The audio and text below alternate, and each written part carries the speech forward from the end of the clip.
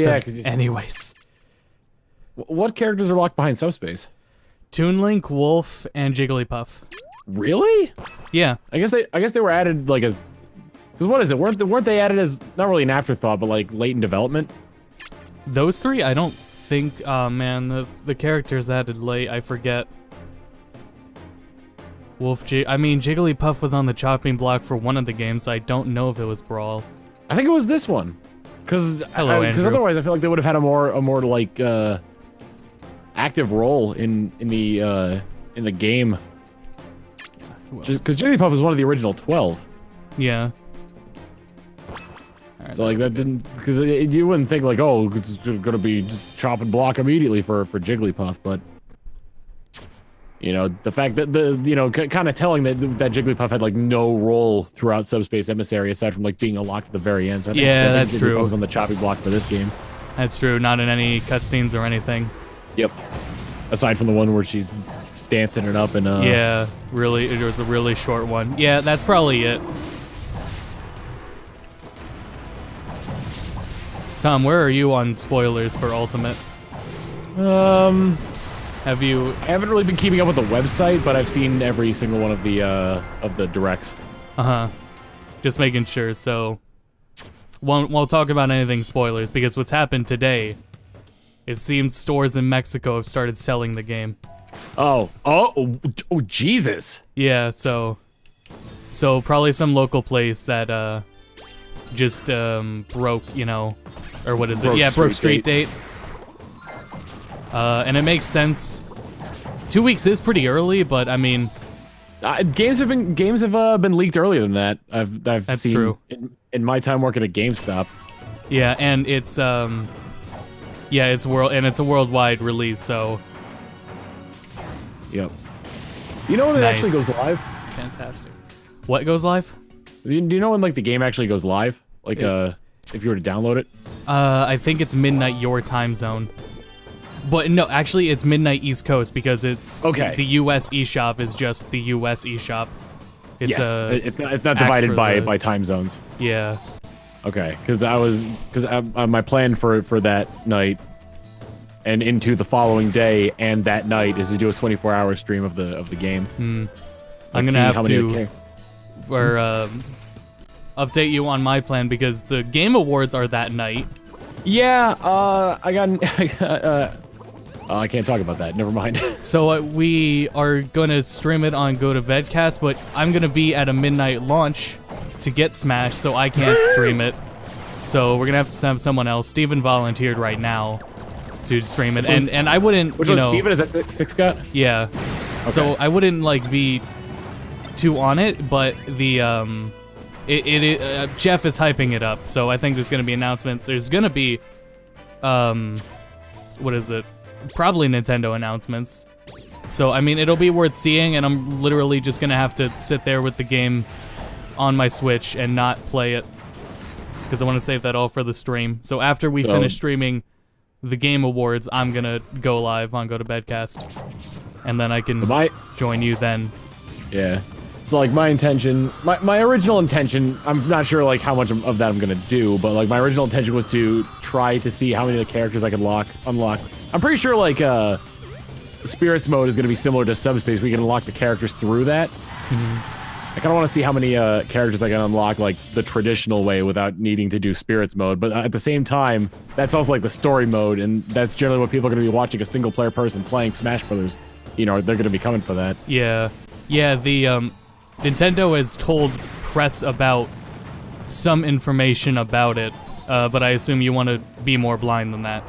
I don't really care much. Like if I know like what, like the only thing I really care about is there a traditional way to unlock the characters?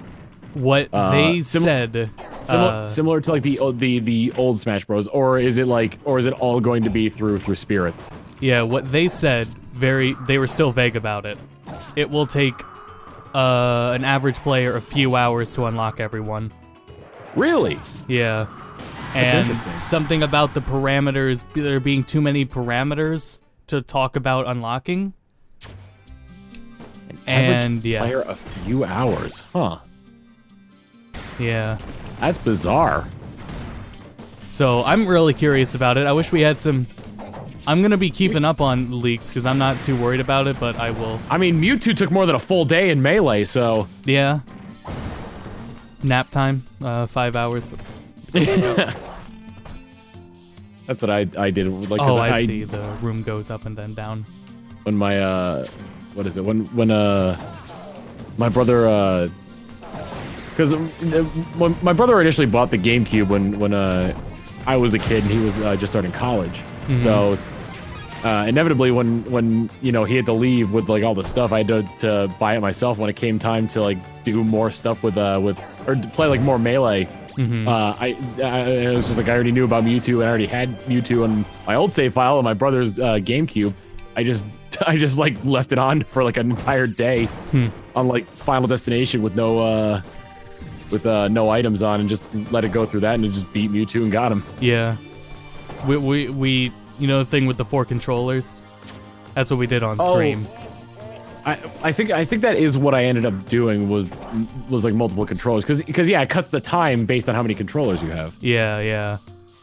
That's what I did that off stream, but I resumed the stream after that long. Like at 5 hours before 10 o'clock, I started doing that. This is a trap.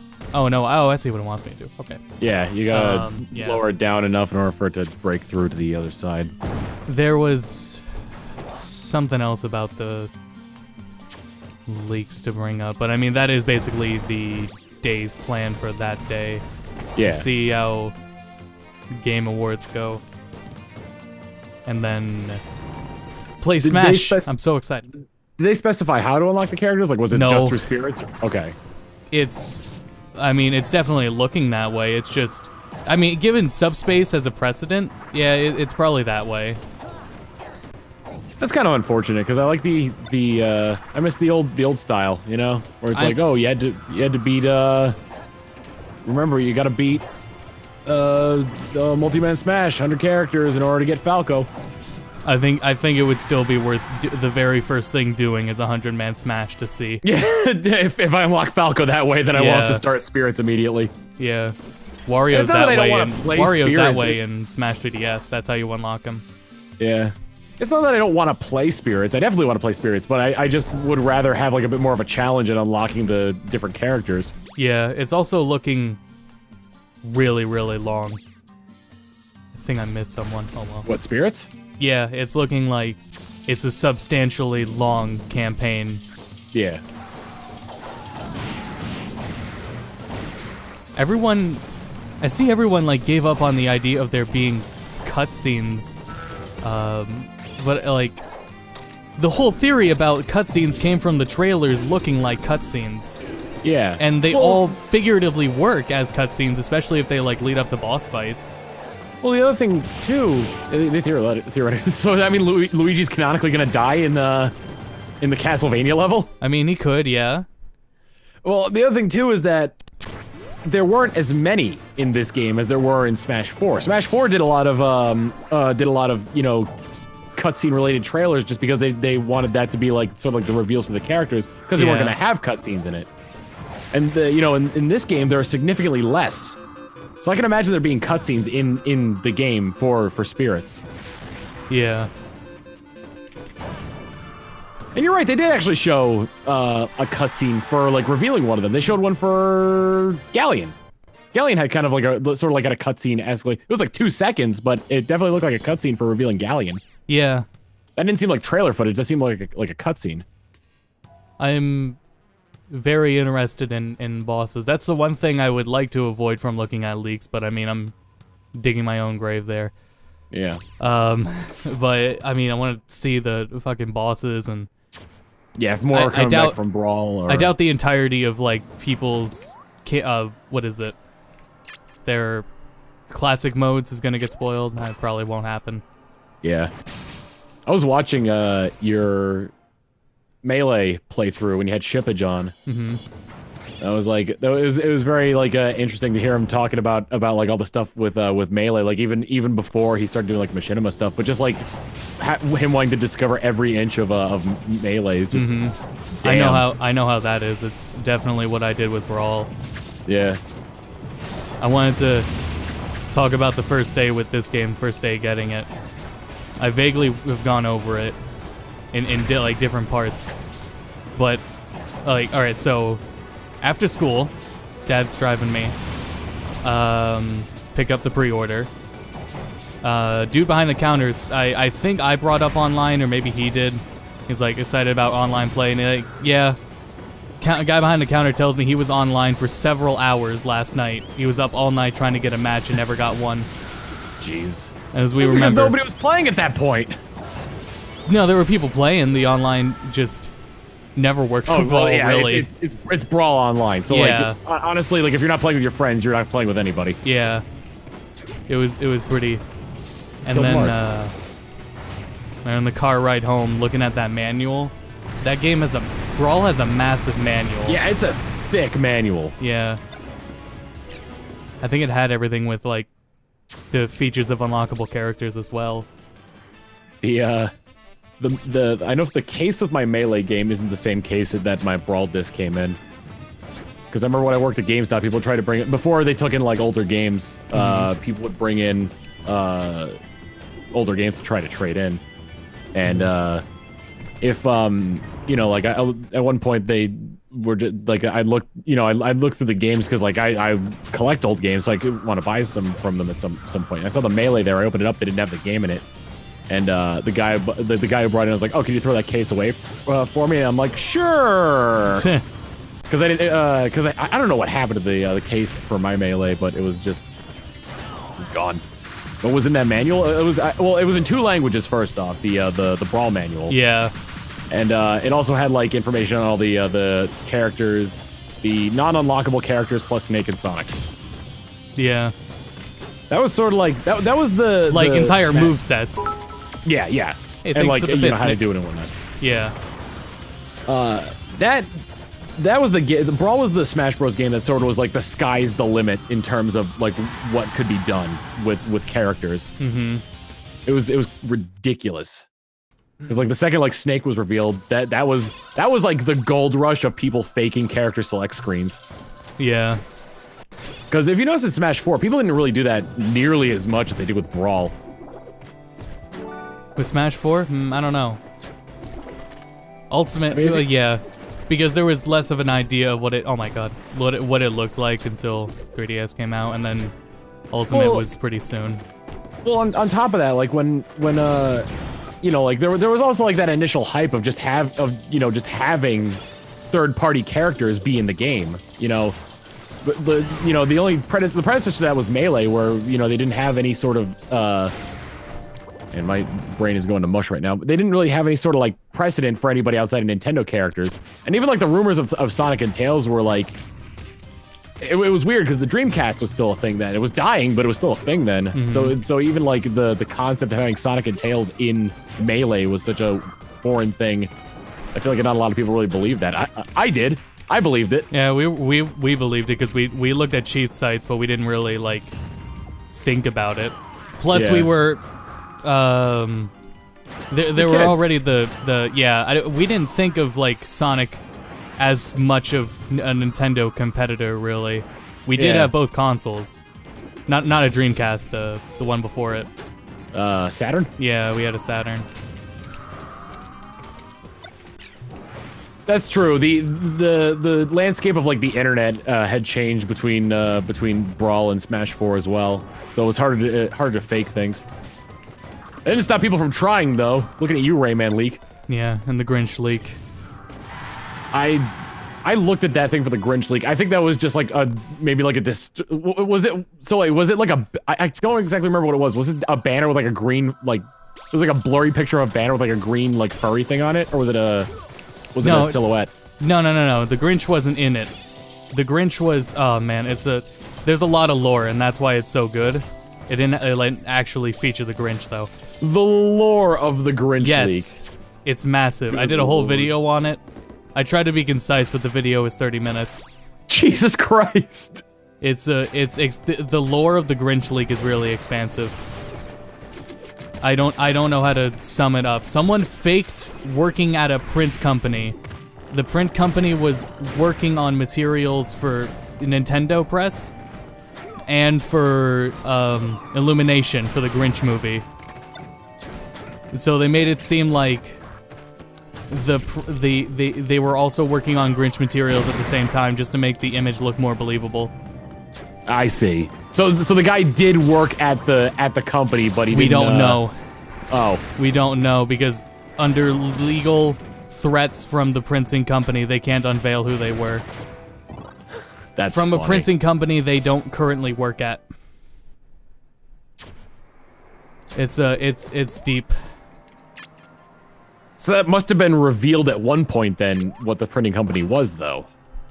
If the printing company got wind of it to try and like screw them over. They were definitely contacted about it, and they were the wrong company too because the name on it was a Snapchat picture, and on the Snapchat picture the name is blacked out, but somehow people could still read the name.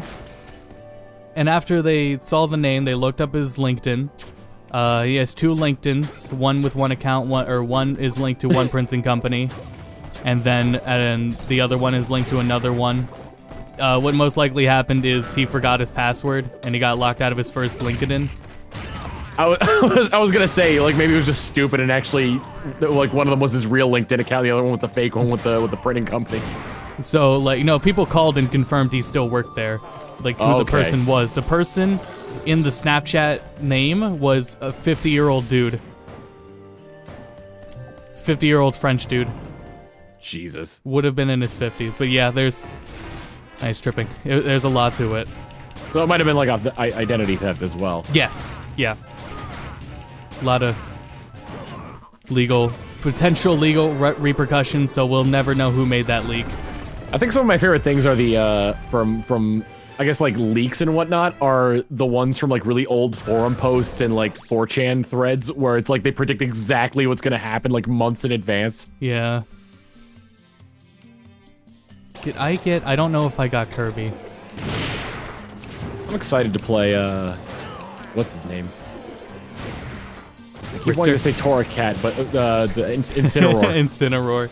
I'm so happy to be playing that. I can't wait to play that character. It looks like it's gonna be so funny to play him. Yeah, he looks awesome. They did a great job with him.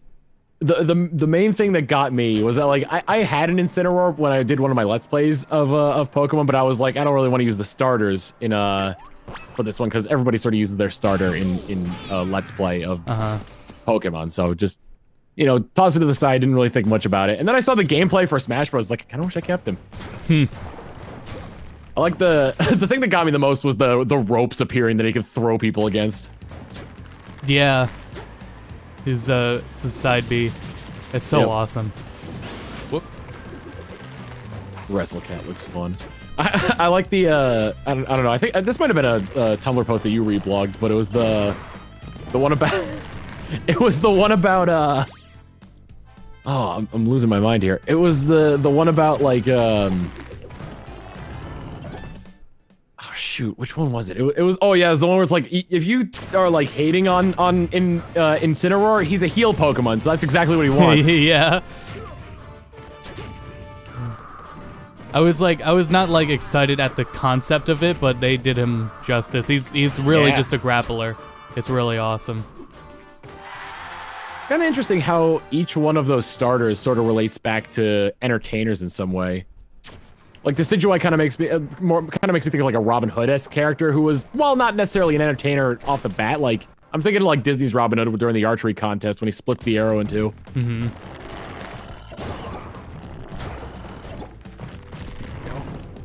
If you steal my main Incineroar from me, I'll cancel Smash Fighter. Good lord. Those were dark times. Where were you when Brawl came out? I was in Dayton, Ohio, looking at a college. I got back 2 days later, and the first thing my family and I did when we got back was they took me to a birthday dinner because Brawl came out on my birthday. Huh. And they got me the game for my birthday. Neat. And I had school the next morning, but that didn't stop me from playing it. Yeah. Was up late. I was up like 10 hours and completed most of Subspace in that time. I probably stopped at the beginning of the Great Maze. I had a similar mindset to what I do now when it came to that game. in terms of like unlocking the characters. Because after I saw that subspace was unlocking characters, like whoa, there's probably other ways to do this. I wanted to do it that way. There were still characters that kept it from you with those three. I don't remember when I wanted to start making Smash Fighter, but Ship picked a great time to start doing Smash Tasm. Mainly because good lord. Mainly because like it was right around the time of Brawl hype. So like people were looking for Smash stuff and they saw Smash Tasm, and it's like it's not like, and like I think like he might have not he might have said it himself, I don't remember, but it's like he definitely wasn't the first person to do Smash Machinima, but like he did it really well. Yeah, he did. And like for a long time, he understood. He was one of the few people that went into it understanding cinematography and stuff. Yes. Good pacing. I'd argue to say that he definitely had like the most popular Smash Bros. Machinima, like in the entire time that Smash Bros. Machinimas were a thing. Yeah. Millions of views, yeah. Yep. Gone now though because Machinima did that. He probably still has the originals. Probably won't post them anywhere, but yeah. Does his old channel still have the or not his old channel, his current, his still Ship's channel? Does that still have the old Smash Tasm episodes on it? It has like 2 or 3 episodes on it. Wow. That's unfortunate because those are really good. Yeah. Well, I mean, those were his choice. Yeah. No, I can dig that. Yeah, I would delete my channel, my older channel, if I could. I wish YouTube would have another channel purge like they did many moons ago. Because that channel has been active for so long that it would just get shut down.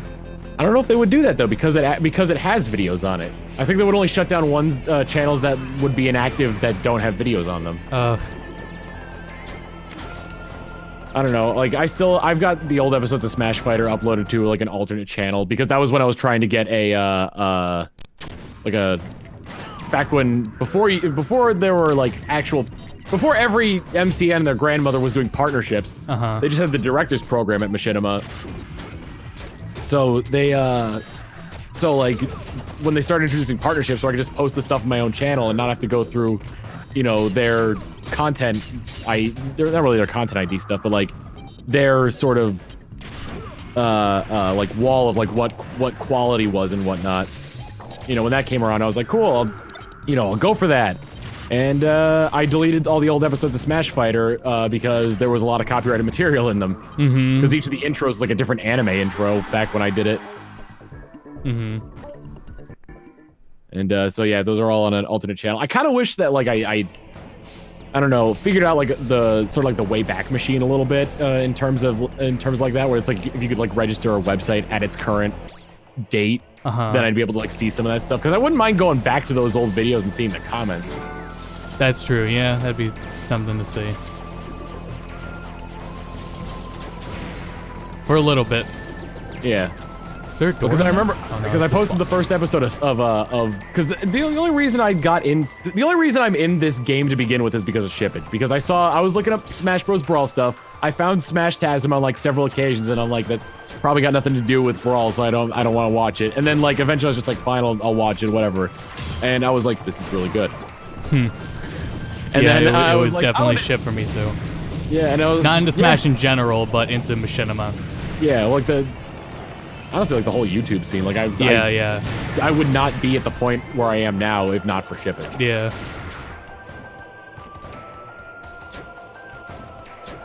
He's a cool dude. Absolutely. Oh, jeez. I like how that one birthed one of them just into the abyss. I don't know what those enemies are called. They're just Voltorbs. That's really all they are. Vif, flesh, something. It says in the corner. Fayish. Oh, not the Fayish. Not the Fayish is the Voltorb looking ones. Oh. The Pokeball ones. Yeah, no idea.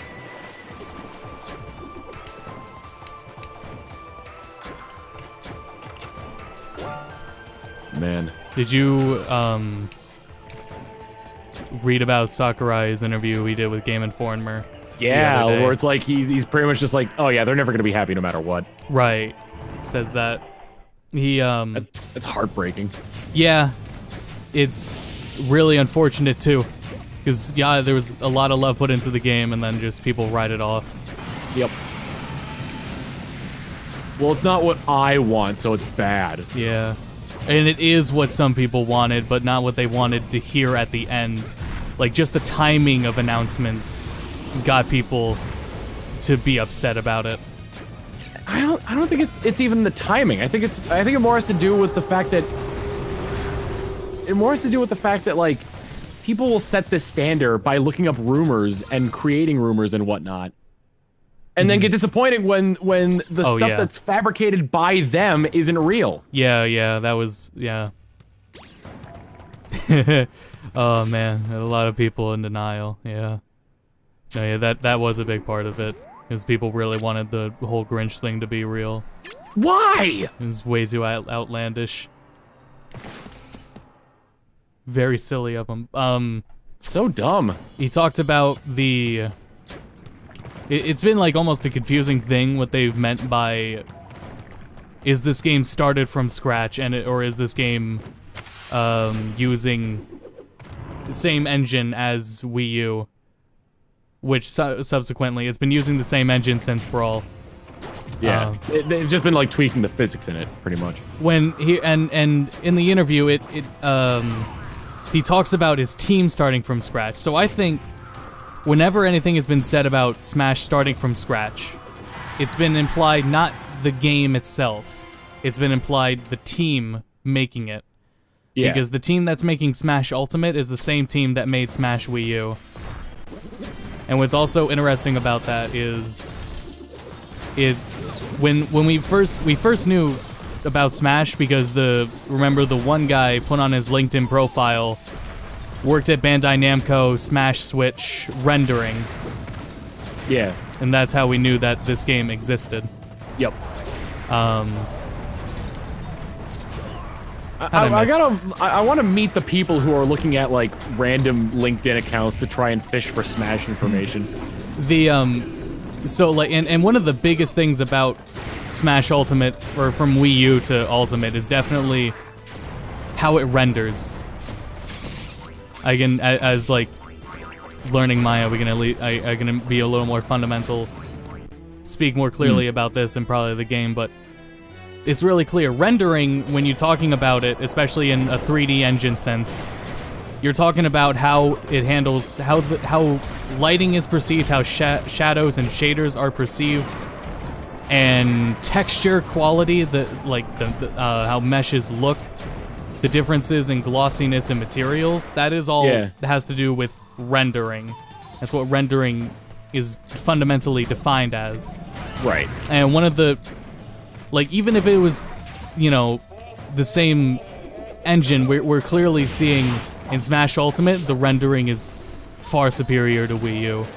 Yeah. Honestly, it's a little... On top of that, like they've probably learned, you know, they've definitely learned the engine better. The Wii U was, you know, by I guess today's hardware concepts, you know, the Wii U was a little bit underpowered. Mm-hmm. And like, you know, I don't know, I can't really understand like how powerful the Switch actually is just looking at it as because it's a tablet. It's all the hardware is compressed into this tiny tablet, and it's somehow like incredibly powerful. You know, and the dock is just supplying it power since it doesn't have to worry about battery life. Yep. Like the dock doesn't like efficiently seem like it does that much. Oh man, I was gonna say something else about it. You're talking about rendering, like things like materials and whatnot, and like I'm assuming you mean like you were talking about like, you know, in terms of active rendering, like the hardware and whatnot. Yeah. Keep up with that kind of stuff. And also the fact that they've learned the engine better and probably come up with tricks to make it look better without it actually being better. You know. And what shows about like probably why people aside from that, why people see a bigger comparison between this one and Ultimate is these are the first two Smash games to have the same development team. Yep. Melee, 64, Brawl, all had different development teams entirely. Wii U and Ultimate are the only ones that are consistent, so it makes sense that not just that they reuse the same assets again, because they have always done that, because why would you remodel, retexture, re-rig every single character from scratch every time? That is realistically a massive waste of time to do that. And it's not just Smash that does that. A lot of everything you play that has sequels does that. Everything. There is no reason to remodel things that you've already remodeled. Just touch them up.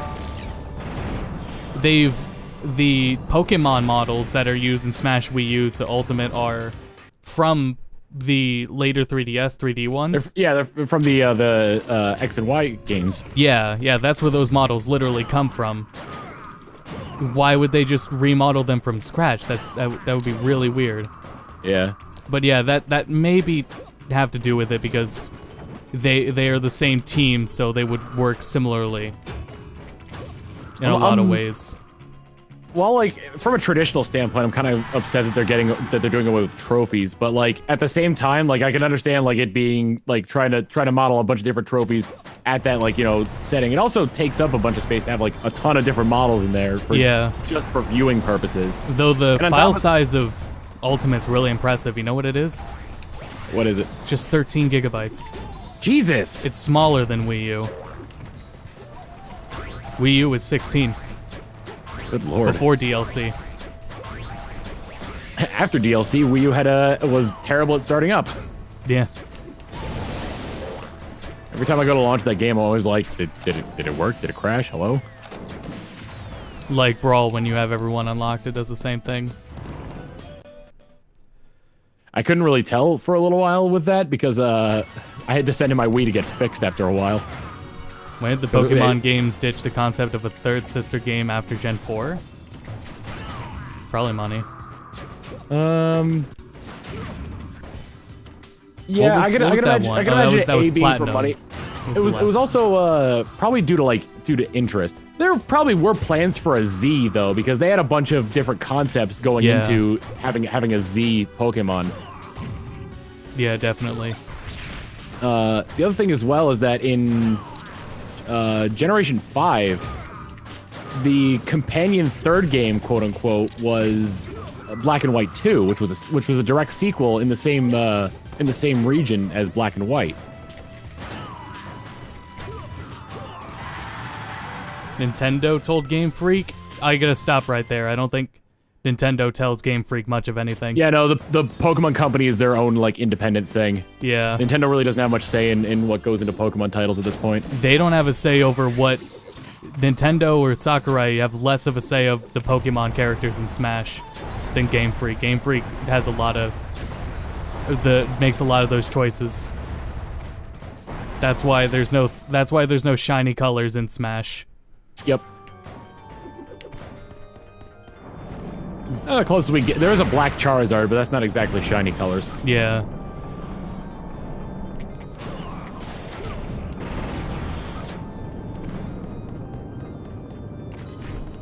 But yeah, Ultimate looks... I was saying, like, when they first showed the game, it did look rough. And it was interesting for them to even show the game how it was looking, because some of the stages they were showing in Ultimate looked really rough when they were first announcing it. Especially like Battlefield. I can't believe they let Mario look like that when he first shows up. He doesn't look good. Well, I remember in as well, like but the game looks amazing now. Well, if you look at like some of the lighting in it as well, like some of the stages, like the shadows are very like pixelated, and like other ones they look like more smooth. But the game looks so gorgeous now. Yeah, that was clearly beta footage they were showing earlier, maybe even alpha footage. Yeah. But I mean, that's how the game was in the demo. Also, technically, Game Freak is technically a third-party company. It's just that it's just that Nintendo has such a stake in Pokemon that they own part of the rights to it. Which is why Game Freak was able to put out. They put out a Steam game recently, I think. I forgot what it was called.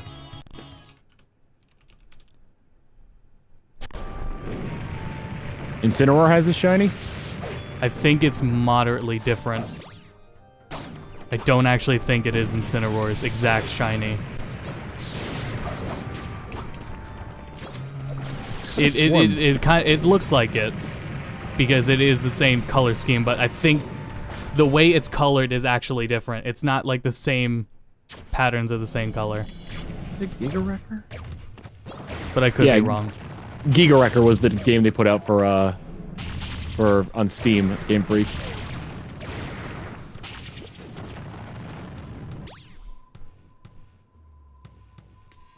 Let's see.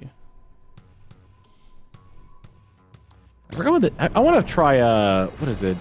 Vector Man? Is that the other Game Freak product that they made for Sega? I don't entirely remember. It was like a platformer. I want to try that game out at some point. Is Nintendo publishing that other game they showed off, the Village one? Not Vector Man. What?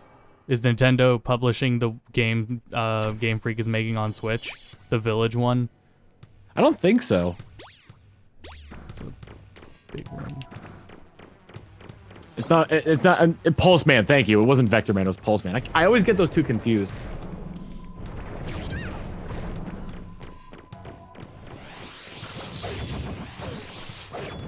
I was watching Game Explain. Well, a lot of press has like footage up too now, but yeah, Game Explain has footage on Meta Knight stage, the Brawl one.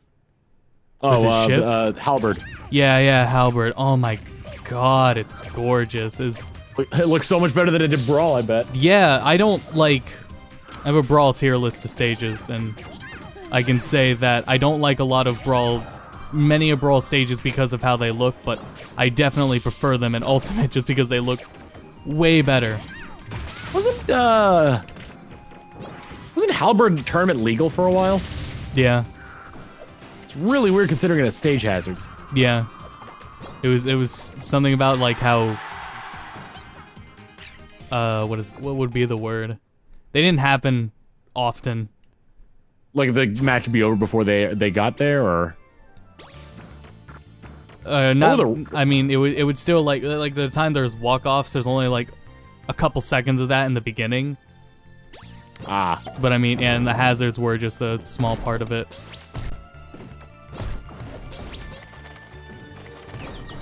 I'm really interested to see like what stages they bring back that like could be tournament legal without the addition of having to turn stage hazards off. Let's not talk stage legality in Ultimate. It is. We can talk about it in a year when they sort it out. It's a goddamn mess right now. I mean, they just try to go off of like what they see in trailers and whatnot. We have from like events in some countries. We know what all of the stages are like without hazards off now. Most of them. I think it is all of them. We know what all the stages are like without hazards off. Yeah. Or with hazards off. But it's a mess. It's a messy conversation. They changed some of the they must have updated some of the victory themes for some of the characters, right? Oh yeah, they did. Corrin has a new one. I can't imagine ooh, that's good. I can't imagine like the Mii fighters though having the Smash 4 theme as their victory theme anymore. What do you think it'll be? Maybe like a play on Lifelight, like the ending part of Lifelight, just sort of done in a fanfare sort of esque set. Yeah, you know, kind of thing. I think the thing that surprised me most was Lifelight having English lyrics. Yeah, well, Odyssey did too. Odyssey's music. It makes sense. I'm just thinking like going into it, like it just sounds like that's the Smash theme, and I was like, when it first came out, I was supremely underwhelmed with Smash Ultimate's like main theme, and then it got lyrics, and it's like, okay, this is much better with the addition of lyrics. Oh, you just mean like that it's not Latin, or like like how Brawl's is Latin. Here's the thing: if it's vocals and I don't understand it, it just blends in as another instrument to me. Mm-hmm.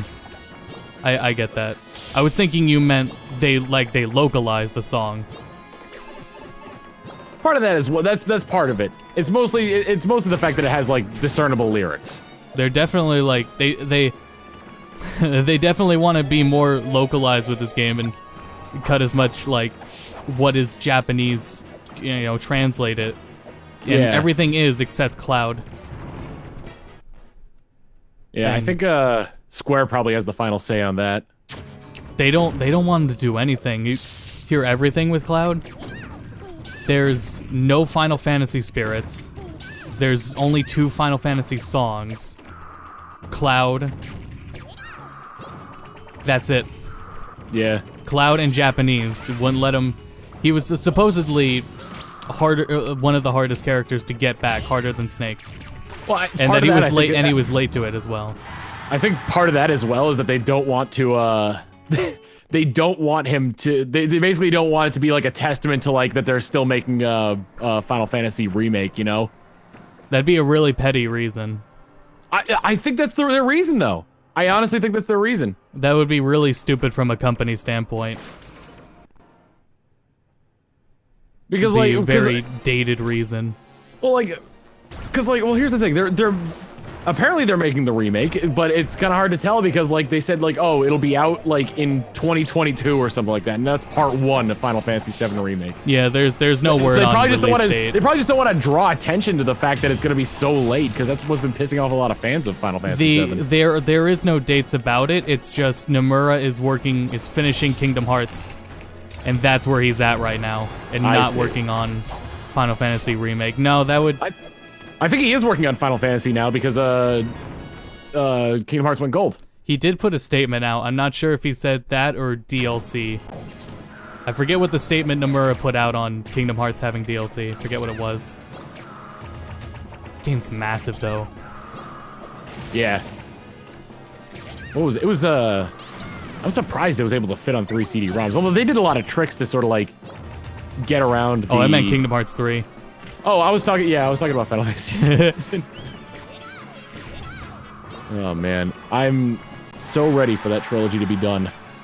They got away with a lot of it since it was just JPEG images for backgrounds, but now they have to... So they could be as detailed as they wanted because it was just an image. Now they have to actually render all of it. Yep. And that's a much taller order than many people can imagine. Just Midgar alone, if they wanted to recreate the amount of detail, would be a massive undertaking in itself. I mean, part 1's probably just going to be Midgar. Yeah, if probably, they end up doing it episodically. Yeah, and it would just end on leaving Midgar, and it'd probably be... Midgar would be expanded to at least be an entire game of itself. Yep. And since, like... announcement. Severely doubt it, but... Well, here's the thing. They've mentioned in interviews about Kingdom Hearts that would be sort of the end of, like, the Xehanort trilogy kind of thing. So Kingdom Hearts still has legs for later games. Like, will Sora be in them? Will Donald and Goofy? Who knows? Yeah. If they can get a reboot where you don't have to play the other ones to get it, that'd be pretty crazy. They reboot the franchise just to make the story make sense. Yeah. Oops. In retrospect, I really do think that the game should have just stayed at Kingdom Hearts 1. And it's more from a story. It was what? But I like 2 better. Oh, no, like, in terms of what, exactly? Definitely gameplay. There we go. That's, yeah, no. Yeah, so you're talking about story. I'm talking about story-wise. Yeah, I think, like, give me Kingdom Hearts 1 with Kingdom Hearts 2 controls, and that's the only game that you'd need. Yeah. And my reasoning for that is because part of Disney is magic, you know? Mm-hmm. And what's the worst thing you can do to something that's magical? Explain it. Yeah, I get that. And that's basically what every Kingdom Hearts after the first one has been, is just explaining the nature of the world. Yeah, I get that. And doing it poorly as well and trying to retcon everything. No, I don't think Nomura gets that. But no, not at all. Then it'd be what it'd be. After we die, Kingdom Hearts will still carry on. Yeah. The, Kingdom Hearts 4, Jafar needs new glasses. No, it's such a big shame with Final Fantasy, and when when Castlevania gets so much music, but Final Fantasy literally can't for whatever reason. And I've heard many people talk about copyright, and that's a really confusing one to me. Because Square Enix owns all of the copyright. Because apparently they don't, but I mean, my issue with believing that in the first place is that they've re-released the music before. Yep. Final Fantasy VII's getting re-released on Switch. It's getting Final Fantasy VII, most of its music is in Final Fantasy 15. So why is it it can't be like a rights issue. It must be whoever Omnio just said spelled out. Nobuo Uematsu? if he owns it and literally is saying, no, you can't put it in Smash, that's what it would have to be. Yeah. I still think it's like I'm still convinced it's more like a boardroom decision that they're just like, we don't want to draw attention to Final Fantasy VII right now. I don't know. Because of the remakes. Then why are they re-releasing it on Switch? Money. Yeah, well, they can't get money for Smash since Cloud isn't DLC. Yep. Let's look at licensing fees and whatnot. Okay, I know where to go. I know where I can go, rather. Just put Negan in Smash already? Yeah, you're right. Who's Negan? From Walking Dead. He's gonna be in Tekken, remember? Oh, he's in Tekken, that's right.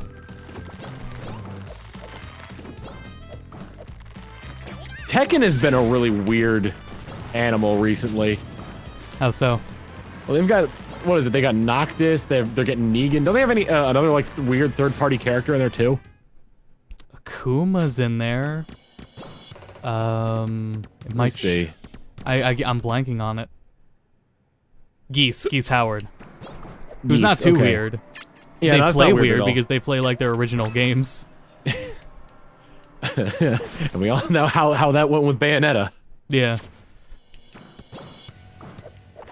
I remember I was watching something like where it's like, oh, the reaction from like the Nintendo store in New York for the Smash stuff, and when Bayonetta came on the screen, it was just booze. You fund the rest of FF7 remake through Smash cameos. If Square, what is it? Yeah, I remember in Square's financial report, they said that by canceling the rest of Final Fantasy XV's DLC, they lost like $3 million, but are expecting to make it back early 2019, so Kingdom Hearts 3. Yep. God. So Kingdom Hearts 3 will pay off Final Fantasy VII Remake. Well, they're hoping. Because you gotta remember, by the time Kingdom Hearts 3 comes out, probably a lot of people that have severely moved on from Kingdom Hearts. Oh man, if... I understand, like... So the director of Final Fantasy 15 left Square, but the development studio that he left that uses the same engine for 15, they're still around and working on a new AAA title. People would be very upset if the game they were working on was Final Fantasy VII Remake or 15. Or Final Fantasy 16. So, what if it turned out to be like, instead of making it DLC, they made the last two DLCs a standalone game? They did that with Final Fantasy 13 and people fucking hated it. They did that with Final Fantasy 10 and people hated it. So they're like, let's not do that. We did DLC, everyone hates it. Do you ever really hate the Final Fantasy 15 DLC? People hate that they were making more of it. Oh. And like, you know, people... It's a simple story, but it was missing some plot holes that never got filled, I guess. Yeah, and exactly. Were people waiting for them to finish the DLC before getting it, and then Royal Edition comes out, which sounds like, yeah, that'll probably be the final version. And then they announce more DLC after Royal Edition. Oh, jeez. Yeah. Yeah, okay, that makes a lot more sense. Where did I That's just why people go? would be pissed off about it. God. Final Fantasy VII 2 confirmed. That's basically what the entirety of Final Fantasy VII Remake's gonna be. That's Sturgis Cerberus. Oh, yeah. It's kind of weird, because when you're continuing a plot of a game but severely change the gameplay elements of it, does it still count as a direct sequel? That'd be more like a spin-off. Trying to think of an example of that. It exists. Yeah, no, I know. I can think of that too. Final Fantasy X-2 is kind of like that, because it doesn't use a different battle system than 10 did. I'm pretty sure 10 and 13 2s and Lightning Returns all did. If not, they at least refined them. I still wish it was called Lightning Strikes Back. It's hard to tell. It's hard to tell, like, the opinions of them, because Final Fantasy fans are insanely polarized. So I could hear Final Fantasy 13-2 fixed all the problems of Final Fantasy 13's gameplay, and then hear the opposite from everyone else. And then watching Popcron play it, I can't agree. No, if that was the case, he might have finished the playthrough, but I don't blame him. Where am I going? Use your map. Final Fantasy 7-2 was straight up inserting disc 2. Yeah, that's what I was thinking as well, but we did get Dirge of Cerberus. And the movie. Yeah. And the PSP game. What was the PSP game? Crisis Core? Oh yeah. Yeah. That was it. Was that about the guys in the suits? More or less, yeah. No, that was the cell phone game. That was about the guys in the suits, I think. Which one was Crisis Core? I believe Crisis Core was a prequel. Oh, it was about Zack. Yeah, where you play as Zack. That's right. There was a cell Hence phone game prequel. for Final Fantasy VII as well. There was a prequel, or there's a phone game for Final Fantasy VII as well where you played as the guys in the suits. But it was like before smartphones, so it was like a flip phone game. I forget what their organization's called. Yeah. But they were really slept-on character relief. Comic relief. I would love the exposition they could get if they were brought back in the remake. I mean, they will be brought back, but what they can do with them. Where the fuck am I?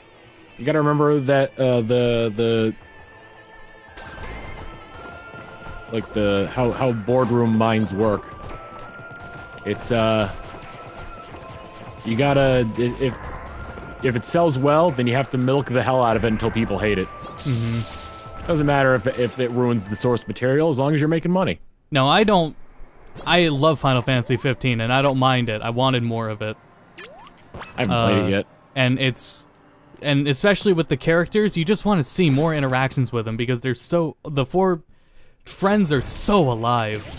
They're like the dynamic relationship that they share, and especially like, you know, just how their AI works is still pretty unparalleled.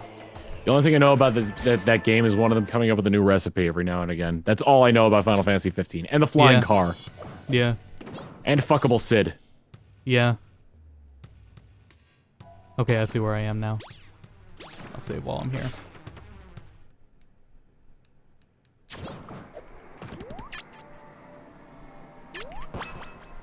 I saved like 2 minutes ago. Okay. By the way, everyone coming from watching who came here from my tweet on Twitter, be sure to follow Go to Bedcast. Do you guys stream every day or do you have off days? It's Monday through Friday, yeah. Monday through Friday. With a 10 different p.m. cast every time. member, with a different cast member every time. Yeah, I'm doing until Ultimate release, doing Smash Thursdays and Fridays. I think on one of these Saturdays we're gonna stream that Sonic racing game. That's a Doom mod. Oh, okay. Sonic Robo something. Yeah. It looks really awesome. Whatever John it is. linked that. John linked that in the Derp Crew chat. It looks really good. So I wanted to get us together to play that. Apparently, it's insane. The project for it started like 10 years ago. And like the finalized version was like worked on like a few years ago. Huh. Sonic R? No, Sonic Roboblast 2 Kart. Yeah, Sonic Roboblast 2 Kart. That's what it's called. Whoa, Bowser's fast. Sonic Drift. There's so much material that you need to consume before the story. Yeah, that's something to it. Because and with it, it's an interesting situation because those came before the game. The movie, which was only really good for the exhibition. The anime, which was not too long, like a half-hour long total. Exposition? What did I say? Exhibition? Exhibition, yeah. Yeah, exposition. Whoopsie. And then the other one, what did you say? There's the anime and the movie. There was a third one, I thought. I thought it was just the anime and the movie. Maybe it just is. There's a music video which shows them all in a boy band. That's the third one. No, it was supposed to be a musical. What am I doing? It was supposed to be a musical. Final Fantasy, the musical. Because Nomura saw a music video. For fire to go down? Yeah, that's what Nomura saw a musical, and he's like, I want to make a musical. And then Nomura scrapped the project because he didn't care about it.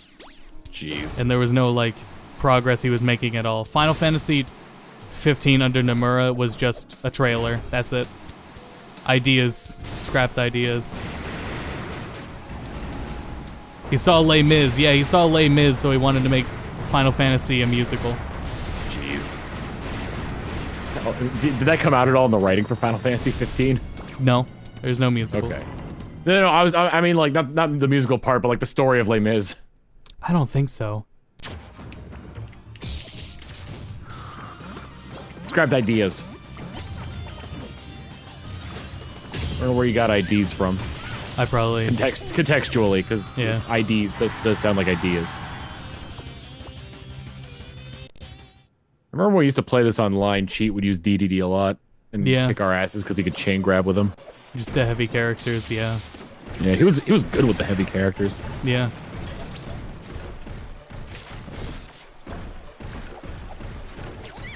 I am small. You're Pichu. It even sounded like it.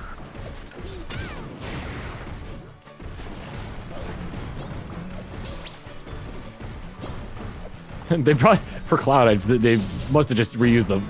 Oh, I wonder how many voice clips they actually reused from previous Smash games. Snake has a unused Brawl clip. As one of his current clips for Ultimate. Music. Wonder if they would have. Oh, his Final Smash is different in this one, right? Whose? Snake's. It's no longer the grenade launcher because they want to keep them to be like different. 5 seconds of invincibility and a large attack. Yeah. How does Cheat even play this? His Talons will destroy the controller, yeah? He's an owl. And we still can't beat him. I remember at Kineticon one time I saw I think it was his after Smash 4. I can't remember if it was before or after Smash 4 was out, but I saw a guy who had no arms playing Smash with his feet, and he was winning. Interesting.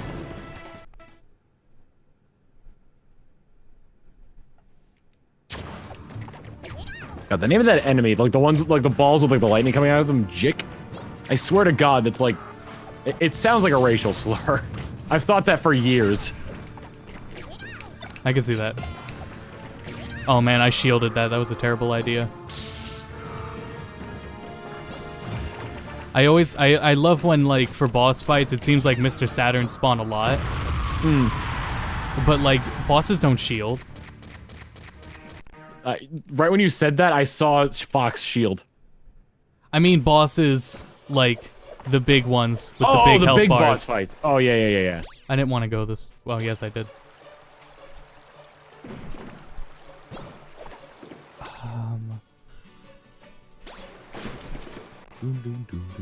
The name for the subspace enemy is probably Sakurai. He has, for a project, he probably, also for like, you know, what the project was, he has more creative freedom with these games than you would think. Yeah. Granted, he does thank development team. But it was like, that was part of the interview. He was talking about how, I think, scenario for World of Light was his plan. Actually, it was someone traced it back to when in an Iwata Asks, he was talking about initial plans for Subspace, and the World of Light seems to be one of the first ideas that he had for Subspace originally. Huh. Where there's one character left and everyone's obliterated. I mean, that kind of carried over, didn't it? I mean, it wasn't one character left, but like in Brawl, there was a moment where every character was wiped out and like a couple of them came back. Yeah. So it was definitely still there, and then more or less, and more now you can just say it's the theme. Can I just say how funny I think it is that how biased Sakurai is with the Kirby characters? Yeah. They have to. I mean, I was thinking like, you know, I know why Kirby has to be re-recorded every time, but it's really funny every time. Why does Kirby have to be re-recorded every time? Because new characters. So he's got to say the lines for the hats. Oh, yeah. Damn, how many characters do we have? Pretty close to done, I think. I think you are. I see like 1 or 2 more rooms on here that you haven't been to. 3. I see 3 dots on there that haven't been explored yet. Kirby being biased. Yeah, so is, unfortunately, the, what is it? I'll talk about it later. Oh, I can't go through that? Nice.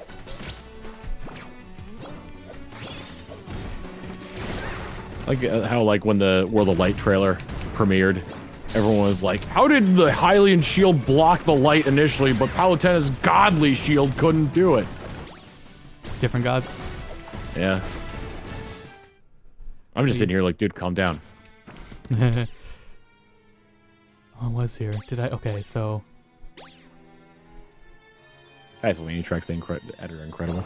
I need to get back. I need to get back to a warp room to see who's left, or I need to get back to the middle. The middle, yeah.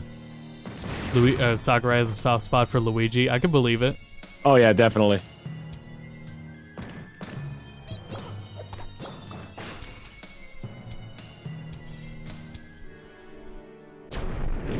I'm trying to think. Are there any like? Aside from King K. Rool, are there any non-Japanese made characters in Smash Brothers as playable characters? Like Western designed ones? Yes. Dark Samus. I guess that is true, yeah. Yeah. Feels kind of like a technicality, but it's true. Yeah. Go this way. Actually, I can go to a warp. I guess another caveat to that would be completely original as well, since Dark Samus is just a clone of Samus. Oh, Diddy. Yeah. Diddy's been in Smash Bros. For a while, and that was a take on Donkey Kong Jr. by Rare, and ended up being made into a new character. Technically DK because it's the modern Rare design of Donkey Kong. Oh yeah, we did skip a room around here. This one. The World of Light trailer where what's her name? Wii Fit Trainer does the yoga pose because she has iframes in that attack. Yeah. It's really funny.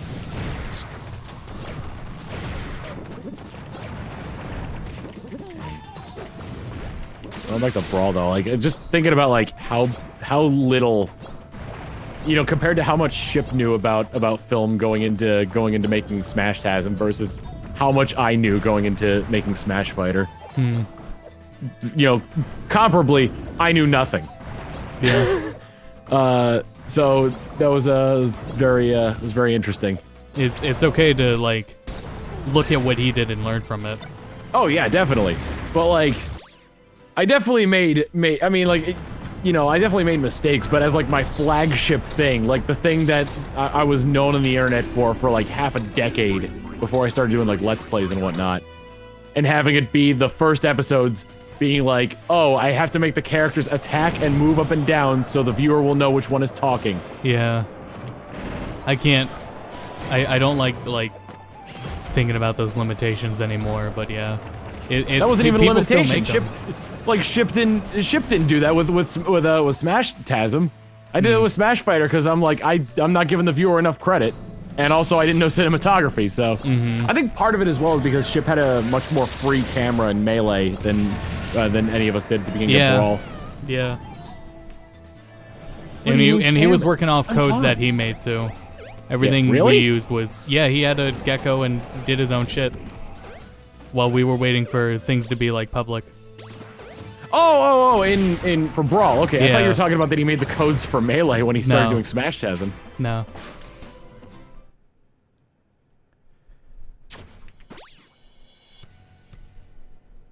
I've been here plenty. Damn it. Well, hold on. God. Oh, it's a warp room. Okay, good.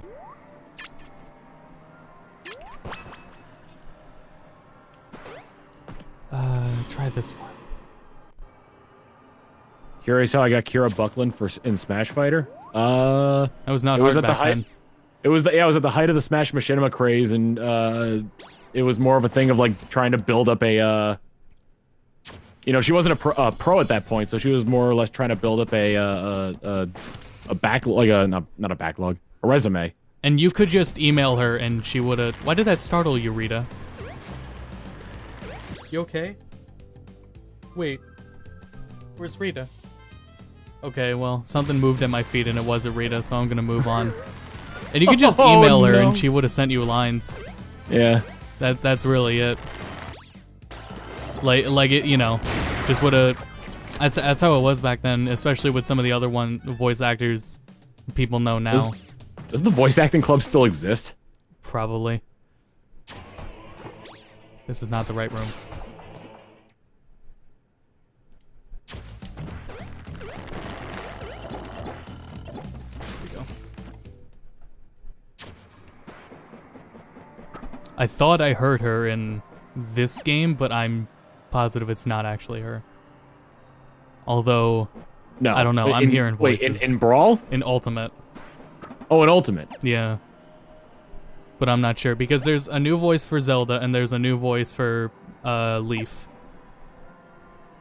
So those can be people. And I don't think now it's her. That was my gut reaction, but I don't think it's her at all. I thought the woman who, the was it in My Hero Academia, the woman who comes up with like all the gadgets, I thought that was Kira Buckland at first, but it's the same woman who plays Android 21 in Dragon Ball FighterZ.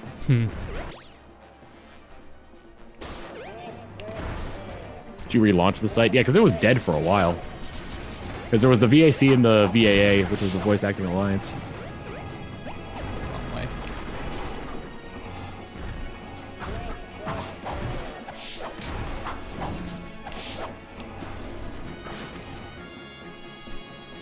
May? Definitely not her.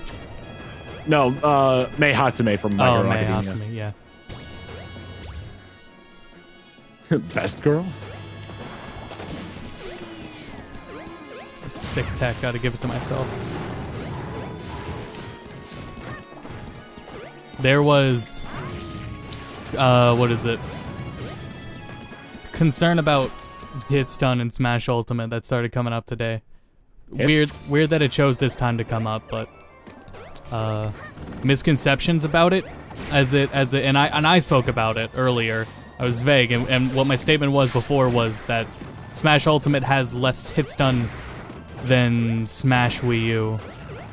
What it turns out is when you're not tumbling yet, and so thus for weaker hits, mostly, unless you're at higher percents, it is the same hit stun as Smash Wii U. Huh. If you go tumbling, which is like you're hit by a very powerful smash attack at a high percent, your character will eventually tumble. That is lessened. Hit stun. Really?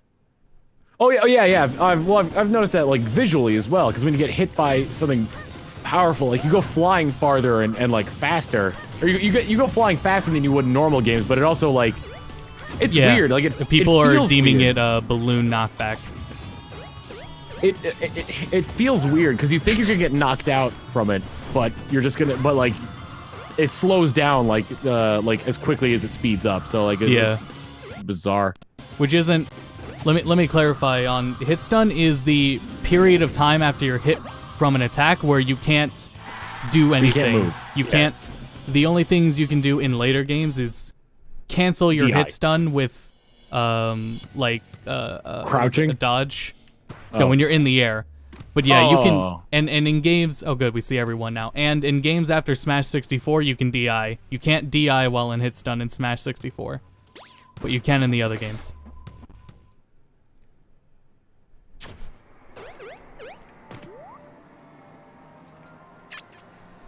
You got a long way to go there, buddy. Looks like it.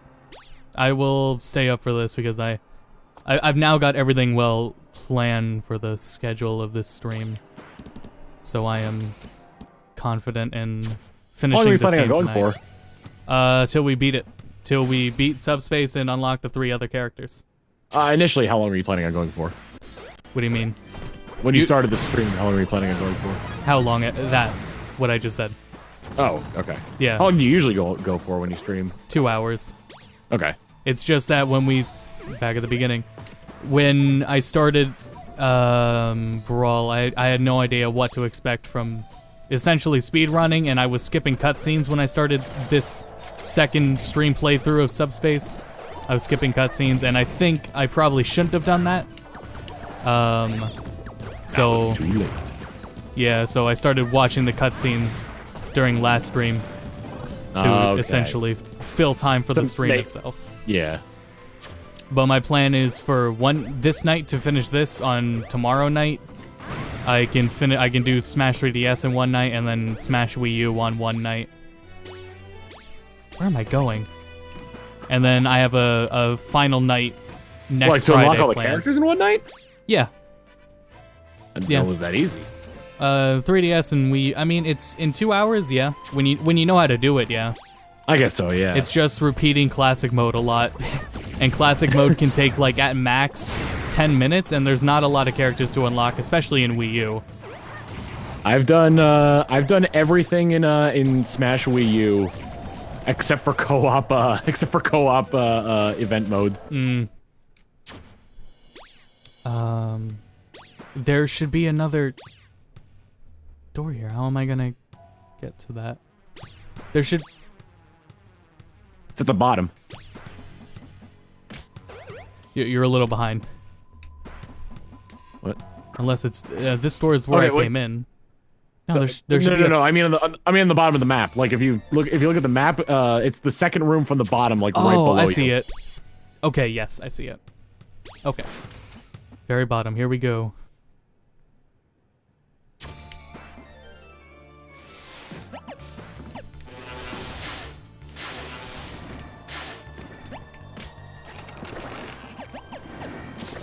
I can't go through this? Oh no.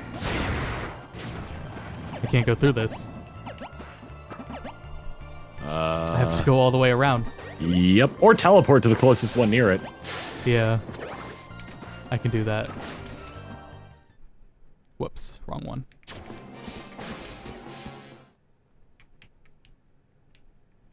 What controller are you planning to use for Ultimate?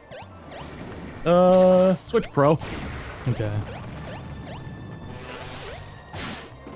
I have been actually really back and forth on it. I'm probably gonna use GameCube. I want to buy the new Smash GameCube because I've got the Brawl one. Might as well get the or not the Brawl one, the Wii U one. Might as well get the Ultimate one. I can't speak on like the authority of it, but for most input delay tests done on Switch games, USB wired controllers have more input delay by like a frame, at most 2 frames. So I'm hesitant on, I want to reduce lag as much as I can with Smash at least. Because I already know the monitor here I'm playing on. So wired controllers on Switch potentially have more input delay. A single Joy-Con on its side without the wrist strap guards. That way you have to actually hit like the tiny little buttons on the top of it. So as far as like, for Smash, optimal way would be some sort of wireless controller that does not go through a USB adapter. Yep. Because you're adding the USB adapter input lag on top of wireless. So your PlayStation 4 controller isn't gonna work. Yeah, I tested it. Like I actually like, you know, not like a test to show off or get statistics, but I filmed in slow motion with my phone, pressing the button and seeing when it activated on Switch. It's massive for this USB adapter I have. Jeez. And apparently even the Joy-Cons have more than like the Switch Pro. So I mean, I may just use the GameCube controller anyways, but we'll see. See how big of a deal it is.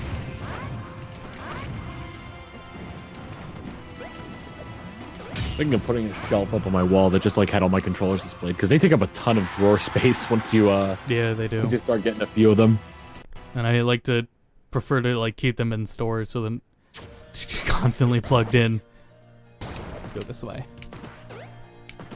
Gonna use tilt controls? Fantastic. I hope there is an online message for I'm using tilt controls. Even if you can't use it. When they initially said that there was going to be a messaging system for players that you don't know, I was like, And then they said, and then they mentioned that it was pre-made messages, and I'm like, okay. I got. You fell down the wrong hole, eh? It'd be awkward to use it. Yo, yeah, if you went to a local, I don't think you should use a wireless controller because interference alone probably is gonna offset that lag.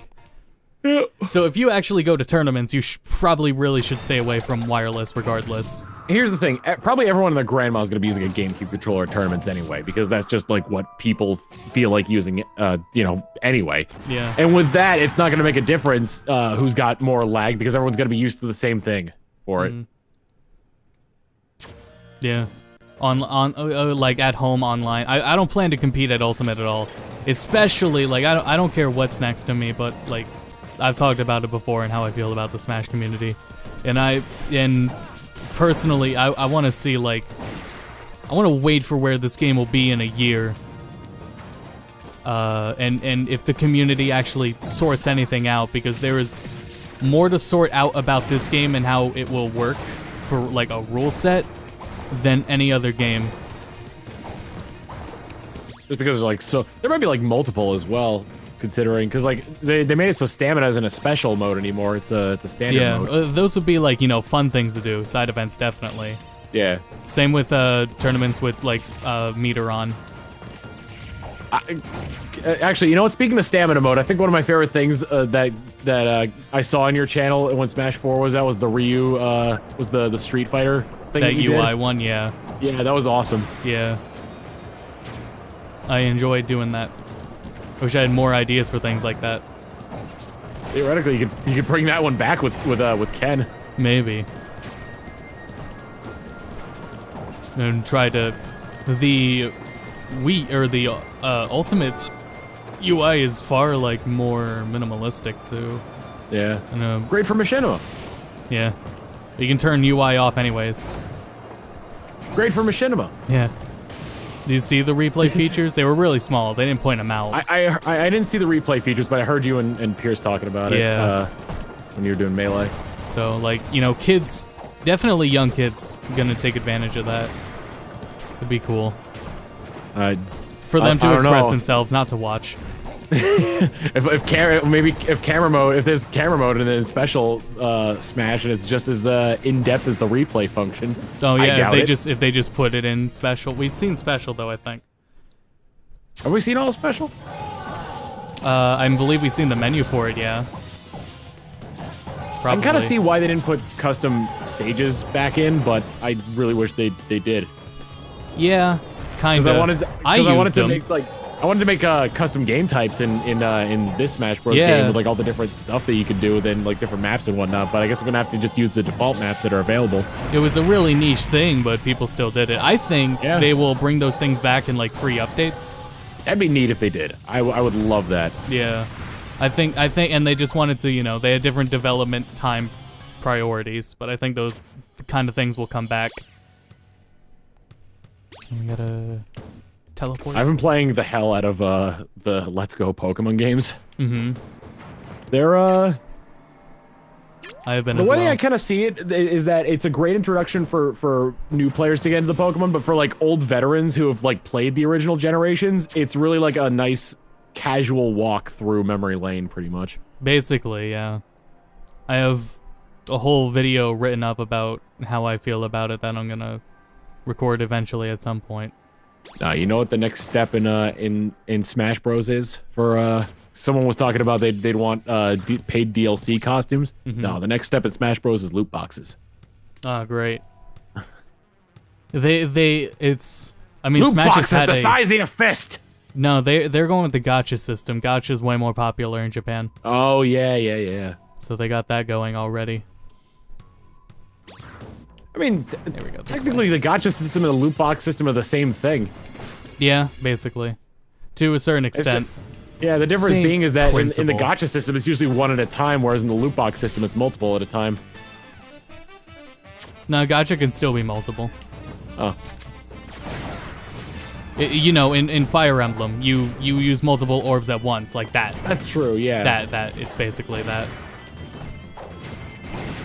And rewarding you for saving up and using a multiple at once, yeah. Yep. It's got that core difference to it. No random BS like that. If it's just a mechanic where there is no actual money involved, like Yakuza does that, Yakuza 6 and Kiwami 2 do that, it's really funny. It's almost in an ironic sense, or a ironic sense that Yakuza uses that. Although they are making a Yakuza game that is gacha anyways, but... Yeah. Irony. They use that in a game like that. Did you see the article about, like a research was done about people who play games with loot boxes are more likely to develop gambling habits? Yeah. It's like, wow, I couldn't have seen this coming. Well, then, at this rate, the Native Americans will be able to buy back their land in no time. That was dark, and I'm sorry. No, you're right. No, you're right. Xenoblade did that. Yeah, Xenoblade did that too. That was annoying though, because that was like part of the game. Yeah. That's what I'm. Like that was a big aspect of the game. If you got bad blades, you had those for a long time. Yeah. Oh yeah, that kind of did fuck over my playthrough. With characters starting out with blades that they did not mesh well with. Mm-hmm. That did happen. And then wasting blades in the end.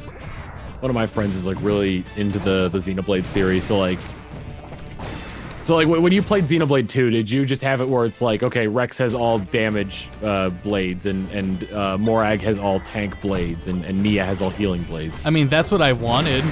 That's not what happened, but it's certainly what I wanted. So, apparently it's like far from the optimal way you should be going about that. I forgot what the optimal way was. According to my friend who's like obsessed with the game, because it's like you want to have at least one healing blade on each of them, and have the healer have at least one blade that isn't a healer. I don't know. That game is, if you know what to do and the whole combo system, it's a pretty easy game. Yeah, it took me a while to figure it out. I ignored driver combos for the longest time in that game until I figured out that it's like, wow, they're actually really good and do a ton of damage. Yeah, I don't think Xenoblade 2, I played Xenoblade 1, I started it. The tutorial for combos was way better in Xenoblade 1. And forced you to do it. And then in 2, that's where I started, I went in blind 2. They didn't tell you it well enough, I think. And that's what led to me not using it at first. But then when you use it, it's... Yeah. Yeah, the tutorials are significantly worse in 2 than they are in 1. Ironically, because 1 feels a lot more clunkier in its gameplay, having to rely on the AI partners. Yeah. So I'm probably not gonna finish Xenoblade 1 either with its pacing or how much time it's gonna take. Yeah. It's unfortunate because it's a really good game, but it takes it's a real slog to get from point A to point B. The side quests are like are necessary to do a lot of the stuff in it. Yeah. Didn't they? Oh, I was gonna ask if they like changed Mr. Game & Watch's model between like 4 and Smash Ultimate, and I was like, oh yeah, they made it so it represents more of the games. Yeah. From past. And then I remembered the Native American incident. Yeah. Well, just that one is getting patched out. Yeah. So it's all good. Even with like, I had this conversation with Ship when we first saw Game & Watch in the Pac-Man video. I think he was telling me Game & Watch isn't coming back. I was like, but he's redesigned right there. They just redesigned him for no reason. Oh, during Smash 4's Yeah, when they unveiled Pac-Man and Game & Watch was in it. Yeah. But then I believe the ESRB thing, so it all evens out. Or I didn't believe the ESRB leak. Did not believe it. I can just imagine Chippish's voice saying that too, just, oh, they wouldn't bring Pac-Man back. They wouldn't bring Game & Watch back. They wouldn't bring Pac-Man, good lord. He'd say that during the review. Ship, everyone's here. Nah, not Pac-Man.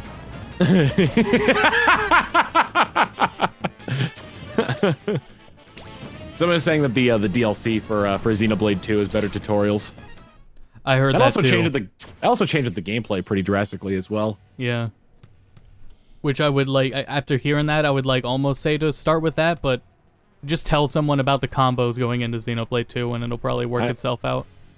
I'm a little ashamed of how I ended up beating all the quests in Xenoblade 2's base story. Well, also including the DLC quests. because they unveil the hardest super boss in Xenoblade 2. Fuck the super bosses. Through DLC, but it's part of a quest, and in order to be able to beat the quest, you have to beat that super boss, and it's harder than any of the other super bosses in the game. So I just went to like the custom difficulty thing and just lowered it to as low as possible. Just beat the crap out of it. Everyone's here except Pac-Man. He missed the memo. I traded in Xenoblade and was waiting for it. It initially, after finishing it, left a taste in my mouth I wanted to get away from. Xenoblade 2, yeah. So I never... Oh, did you beat Xenoblade 2? Yeah, I did. Oh. I never... What is it? It was a vanilla version of the game, so before any of those updates. I saw that those updates existed, and it was cool that the game was getting so much support and that it sold well for what it was. That was pretty cool. It was patched in, yeah. Difficulty settings were patched in. Very expansive. I mean, you also saw a big portion of 1 in 2. Mm-hmm. You probably should have played 1 for. Yeah, well, it is what it is now. Yeah.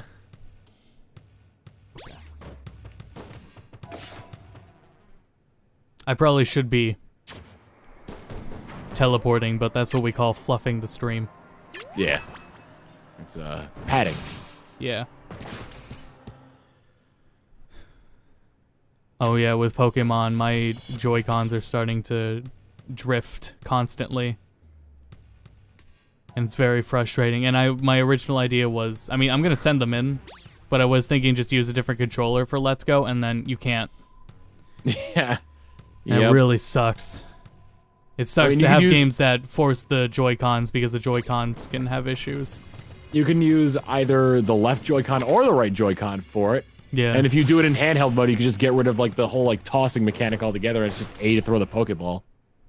I started... There's still gyro controls. You have to aim the screen toward the Pokemon to throw the Pokeball, but... Yeah. And even then, you can still use the right analog to do it anyway, so there's really no reason that there isn't proper controller support, other than they really want you to do it.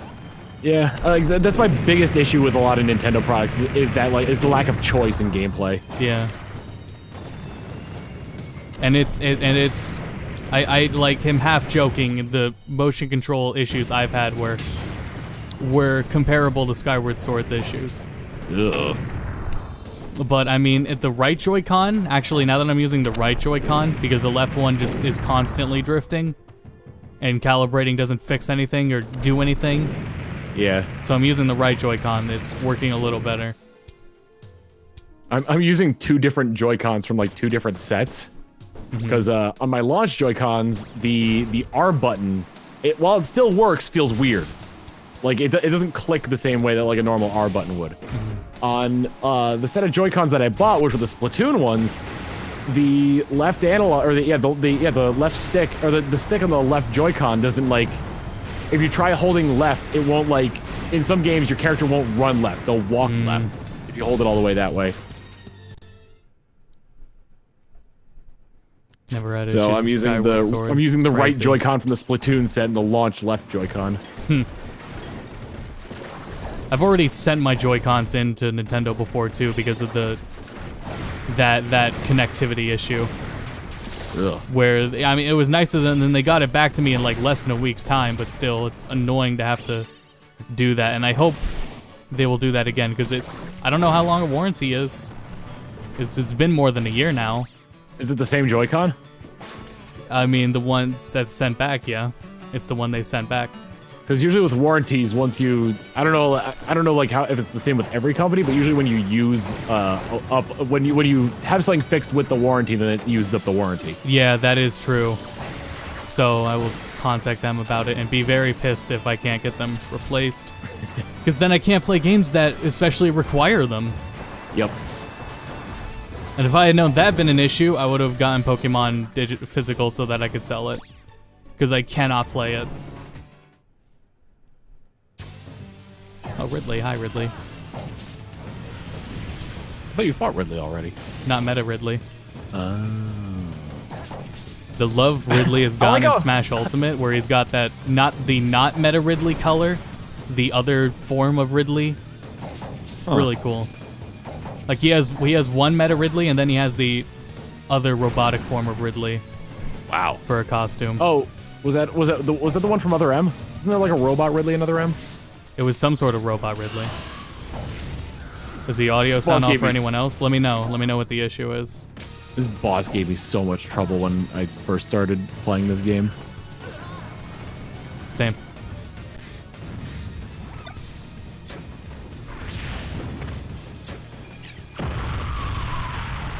God, I'm so used to seeing the red sparks on whenever you get like hit like really far away, that it's like whenever it doesn't happen, I'm like, oh, you'll be fine.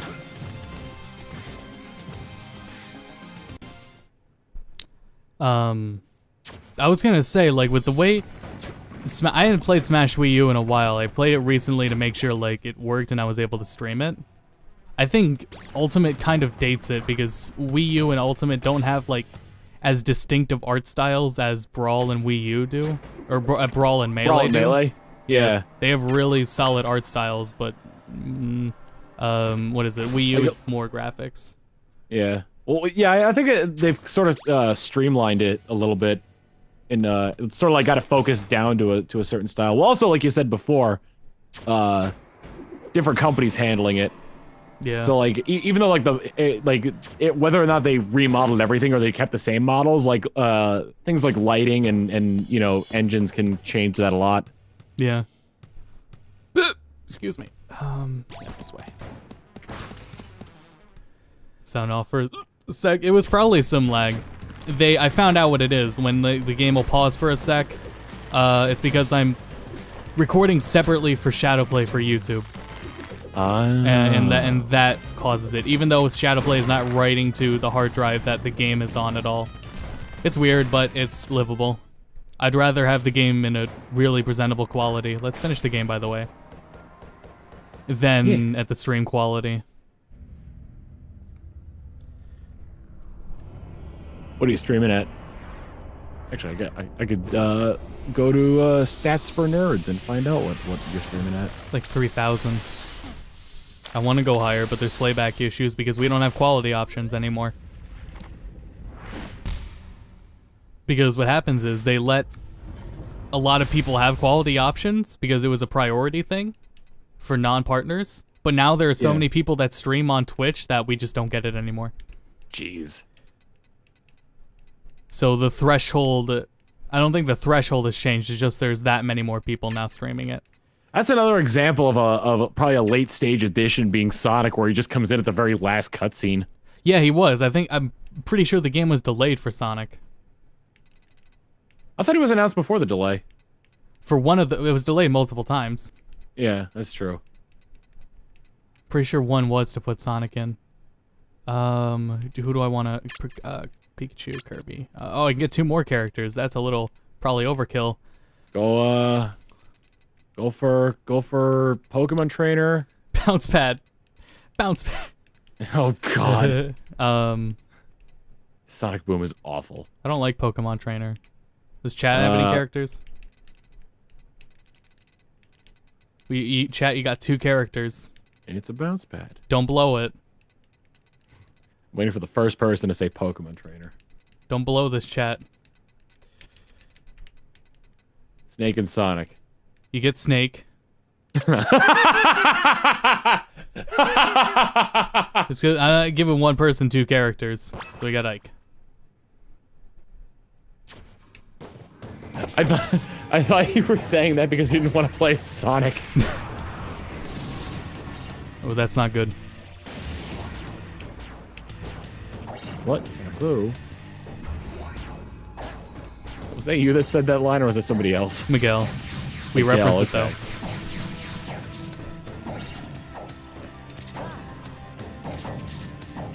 I definitely took a little bit. I took probably like 3 tries on... Oh, jeez.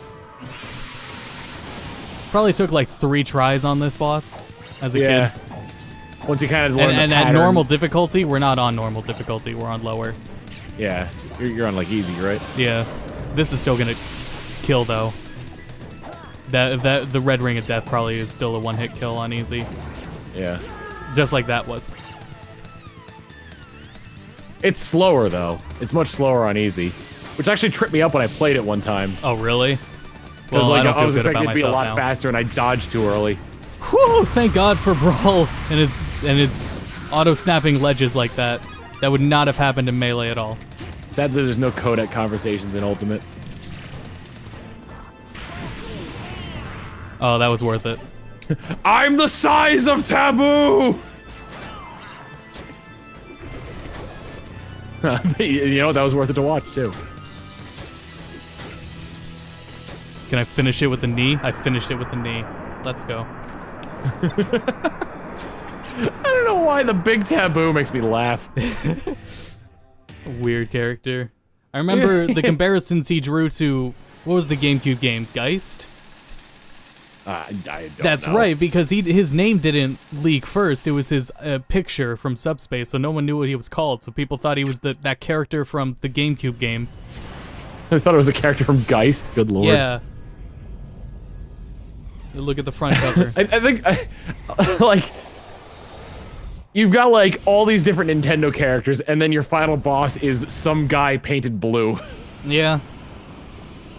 Sakurai's OCs. Like real OCs. Yeah. But I mean, that's what we can say about Subspace. I think it added too much. It wanted too much original stuff.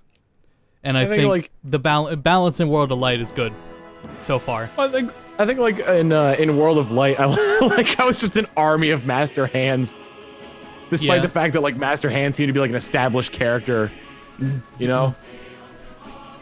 Yeah. Taboo is straight up Dr. Manhattan. He totally is.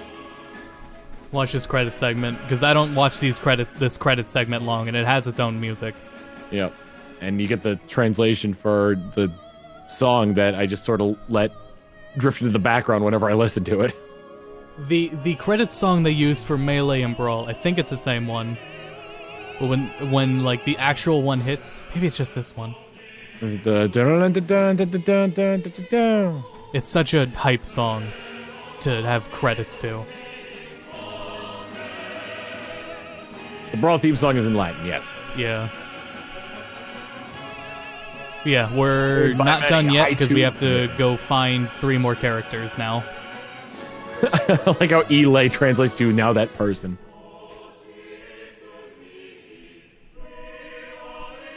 Here they are. It's all, well, it's not all of them because you missed 3 of them. Yeah.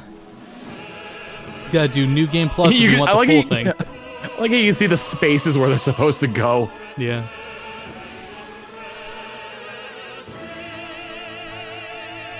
It looks like the Xbox logo. It really does. Going like right through it. Yeah, original. this theme. This credits theme. Let me see.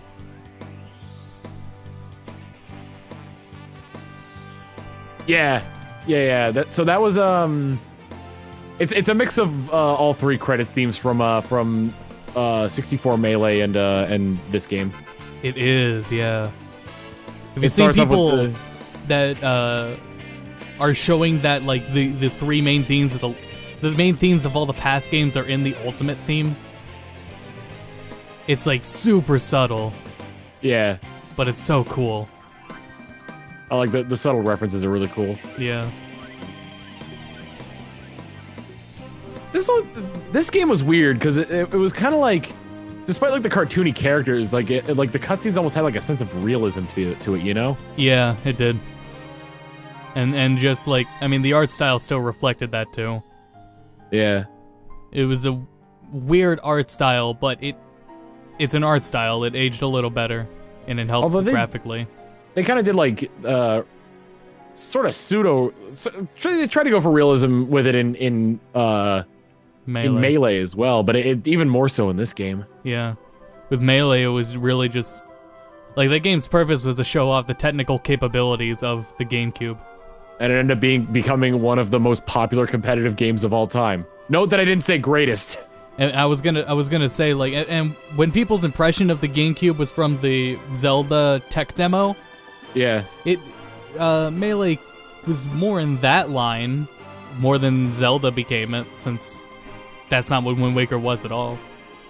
I was just thinking, like, Melee was the only Nintendo game for, like, the longest time where Mario's overalls actually had a denim texture to it. Yeah. David Hayter was credited as a special guest. They didn't credit whoever played Sonic. Yeah. Was this This was around the time they were using like the 4Kids animator, the 4Kids voice actor for Sonic in this one, right? Yeah, it was the replacement before the current one. Yeah, it was the one that not the Sonic Adventure ones, but not Chris Redfield. Yeah. Jason Griffith. No, Jason Griffith was still Sonic in this. Was he? Then the other one's Ryan Drummond. Wait, who's the 4Kids one? I don't remember now. But we unlock Sonic. Jason Griffith. Flat Zone 2, a badge. Okay, yeah, Jason Griffith was the 4Kids one. Yeah.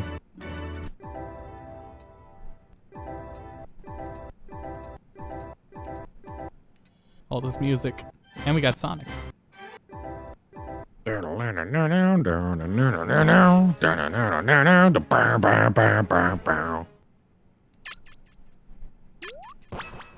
go back in. Back to subspace. We gotta find Wolf, Jigglypuff, and Toon Link. That's the last one I didn't forget. Sakurai almost did. Let's see.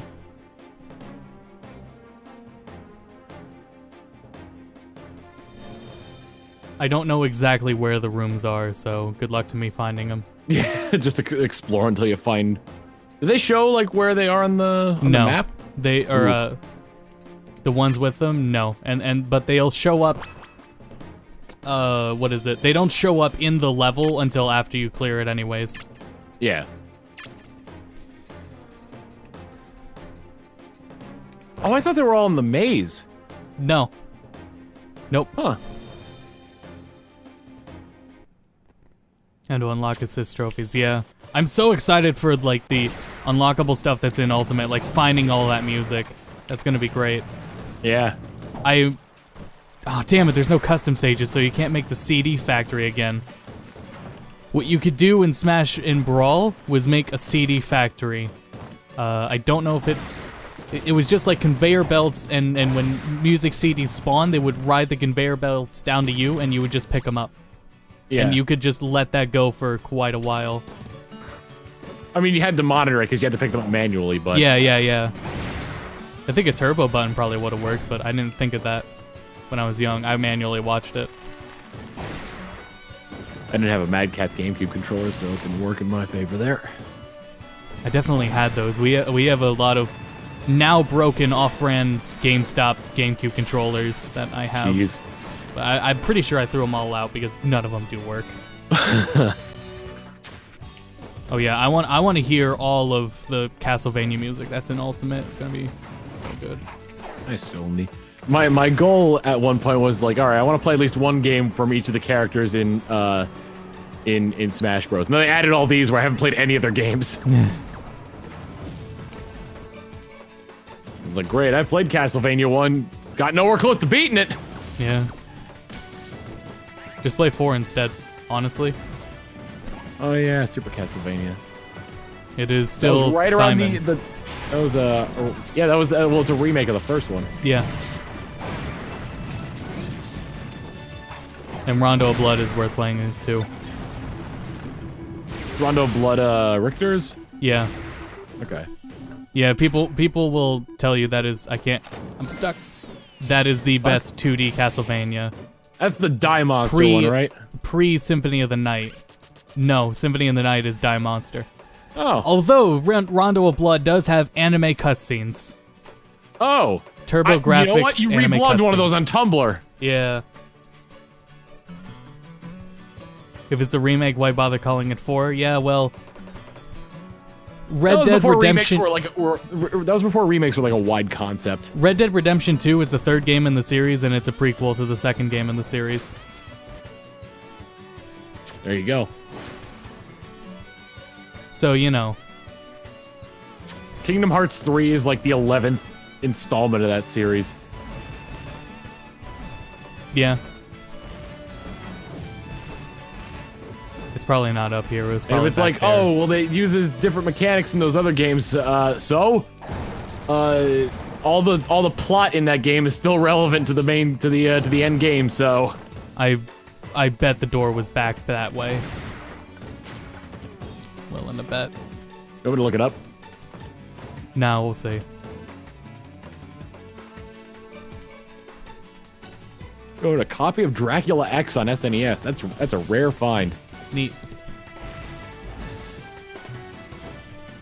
You see a dude that, it wasn't like covered or anything, but he ordered Super Mario RPG from GameStop, and he got the entire complete in-box game from him. Really? Yeah.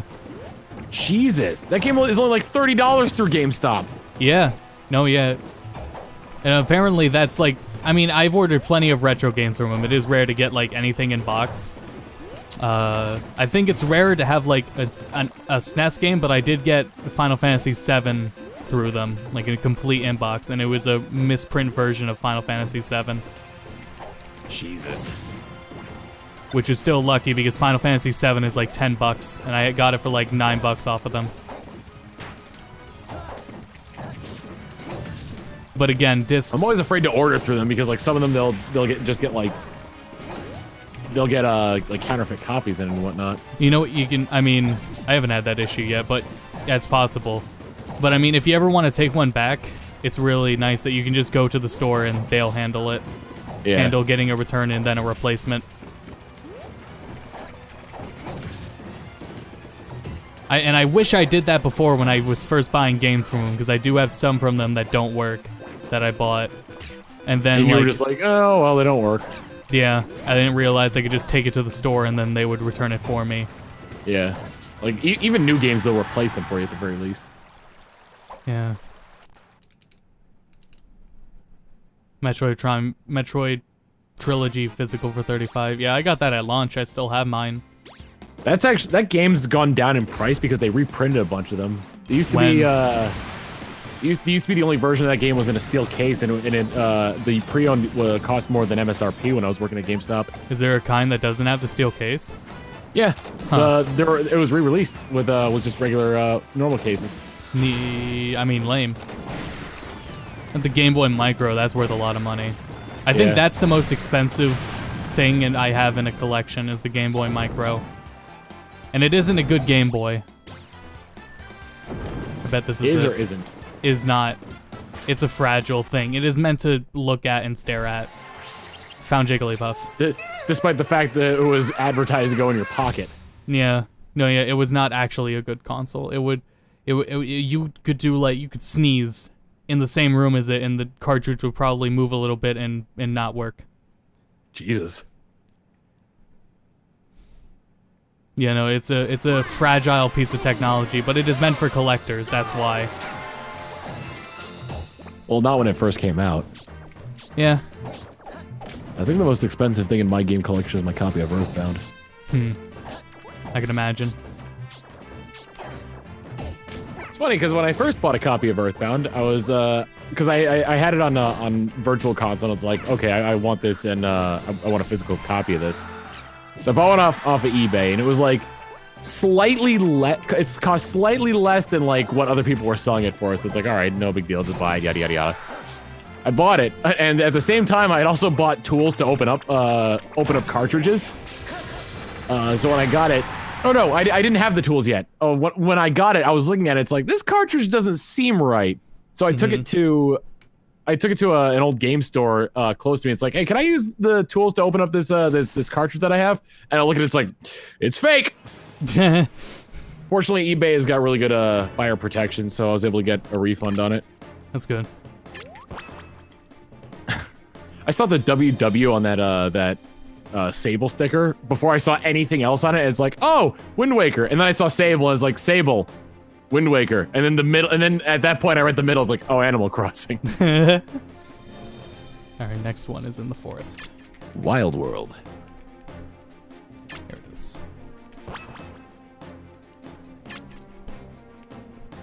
Can't wait for the new Animal Crossing. Me either. I'm not expecting it, but it would be nice to see that at the Game Awards. Yeah. I would think like Bayonetta or maybe Metroid. Something they would show there. Yeah, they've shown However nothing small. of Metroid so far. I'm expecting that as a 2020 release, honestly, with how little they've shown of it. I could see that. Or considering that Nintendo is currently riding like a really large Pokemon high at this point, I would not be surprised if they showed off if they like announced the Gen 8 Pokemon games at the Game Awards. It's incredibly smart how they were able to not overshadow Pokemon with Smash. Incredible. Look at how EA did Battlefield and Titanfall 2, and how they released them on the same day, and Titanfall 2 died.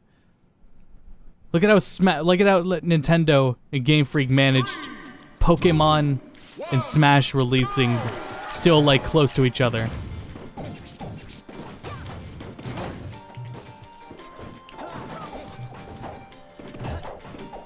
Gotta beat up the child. It's a good thing this one's close to the beginning, just in case something goes wrong. Yeah, you lose it, you just end up going back. The wolf one, I think, is a bit in and can be missed. You gotta be, like, quick on an auto-scrolling segment. Yeah. Where's he going? Is he going to the King of Red Lions? He was. Just water. I'm taking a dip! He's beating you up. Yeah, he is.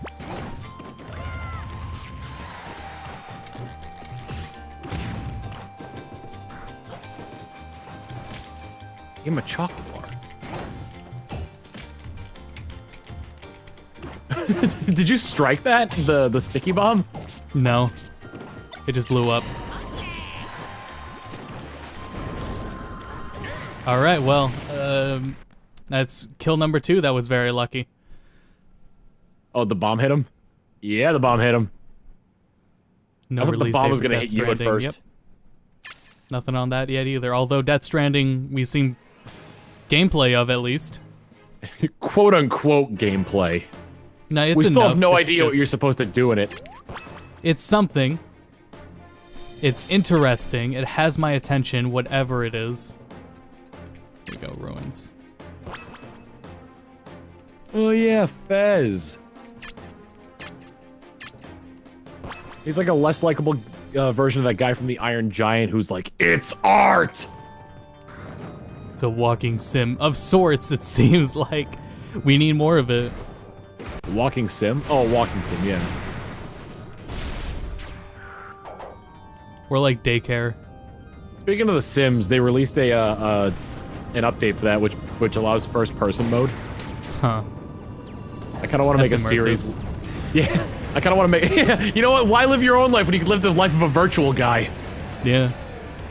I kind of want to make a series of that based around the guy just like being completely fed up with like everyone in his life. Like also like doing it in a very Sims way. So like, Brenda came over again. She just started talking about airplanes and wedding rings, and I have no idea what she's on about. But I just smile and nod as always. He's gonna have a job as like a criminal or something like that. But it's like time to go to work. I know from this job I know everyone at the precinct. But you wouldn't know that. If it was a death simulator, that's how deep that game is. So deep. That's why it's called Death Stranding. Have you ever gotten killed by that rotating platform? Killed by, like, crushing you? Yes, No. I did. I have in Sonic Mania. Then I have the Sims 3 at one point. I had a Sims 4 series. I never had a Sims 3 series. I might have played the Sims 3 on stream once or twice, but I played Sims 4 on my YouTube channel. I got really drunk and made all my characters. It was like 2 abominations, 1 actual original character, Waluigi, and then myself and Lucagen. I think Luigi and Waluigi ended up together. Yeah, Popcron did one, and where he was acting as Dabbledore in his OC. It was a massive train wreck. We talk about it, but we don't want to talk about it. Why was it a massive train wreck? Oh man, he had children and then he didn't. Oh wait, I remember this now. Yeah. Did his children die? No, they just got taken away. He died. They got picked up by CPS? Yeah.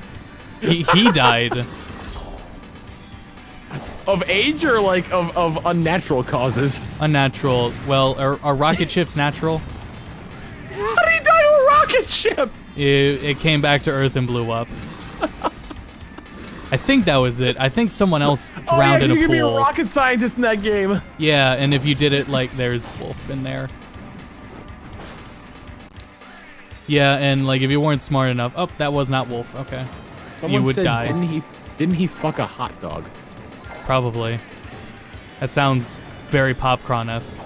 I remember the door for Wolf being like at the bottom of a pit. Yeah, that's what. It's at the bottom of an auto-scrolling segment, and I thought that was it.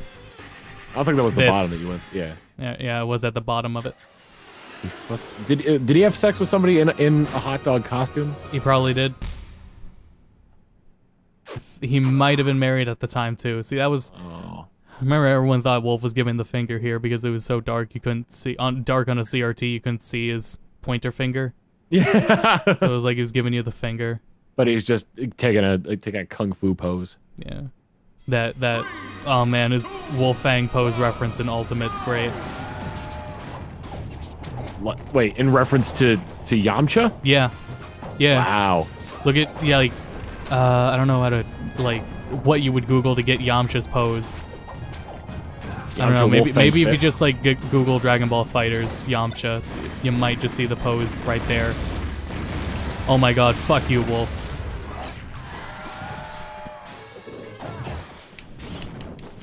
Oh, Dragoon's gonna be the savior of this one. Oh shit! He picked it up. Jesus Christ. Well, I mean, there's an elephant in the room whenever I think of Star Wolf and Brawl. Oh, these punishes he's getting on me.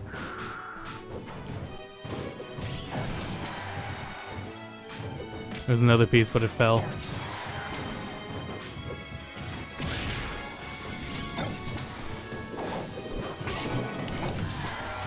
Here it comes. I miss Bryce. Yeah, me too. Whew. Just spam counter and you win. No, we got Dragoon. We cheesed it out of all three. Yep. That was pretty great. All right, guys. Well, that's the Brawl roster. Hooray! We did it. Only 4 minutes over what I expected. That was crazy. I expect, at the rate the subspace was going, or Great Maze was going, I thought it would take longer. But no, we did it. We're done. Nice! That was Smash Brothers Brawl, everyone, and unlocking characters in it. It took almost exactly 2 hours. Man, there's a lot to this game. You unlock Pirate Ship, you unlock Menu 2. Yeah.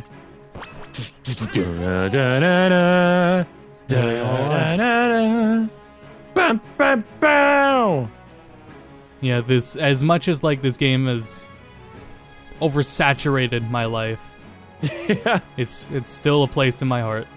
Yeah, same here. But it fucking sucks, so we're moving on. Thanks everyone for joining for Super Smash Bros. Brawl. For those watching on YouTube, Smash 3DS and Smash Wii U will be one video, and it will be up a week after this one is. Should be, hopefully. Can I say something before we end off here? Yeah. This has half the size of the roster of Smash Ultimate. Yeah, it does. I still think this is a sizable looking roster as well. Yeah? That's insane. Yeah. Yeah. Man. It's a chock full game. And now Project M. Oh, thanks for the bits. I was trying to get it to work because I haven't played Project M in years, but the ISO file isn't working. Is not compatible with it, or I don't know. It just wasn't working. But yeah, no, there's nothing to do in Project M anyways. But yeah, thanks everyone for watching Brawl, and be sure to tune in for the next part and catch up on Melee and 64 before this if you haven't yet. And yeah, that's it for YouTube. Now for Twitch, go to Bedcast. We stream Monday through Friday, 10 p.m.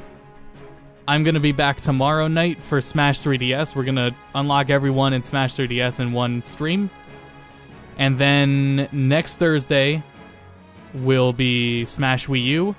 And then Friday, I got some special things planned for that Friday.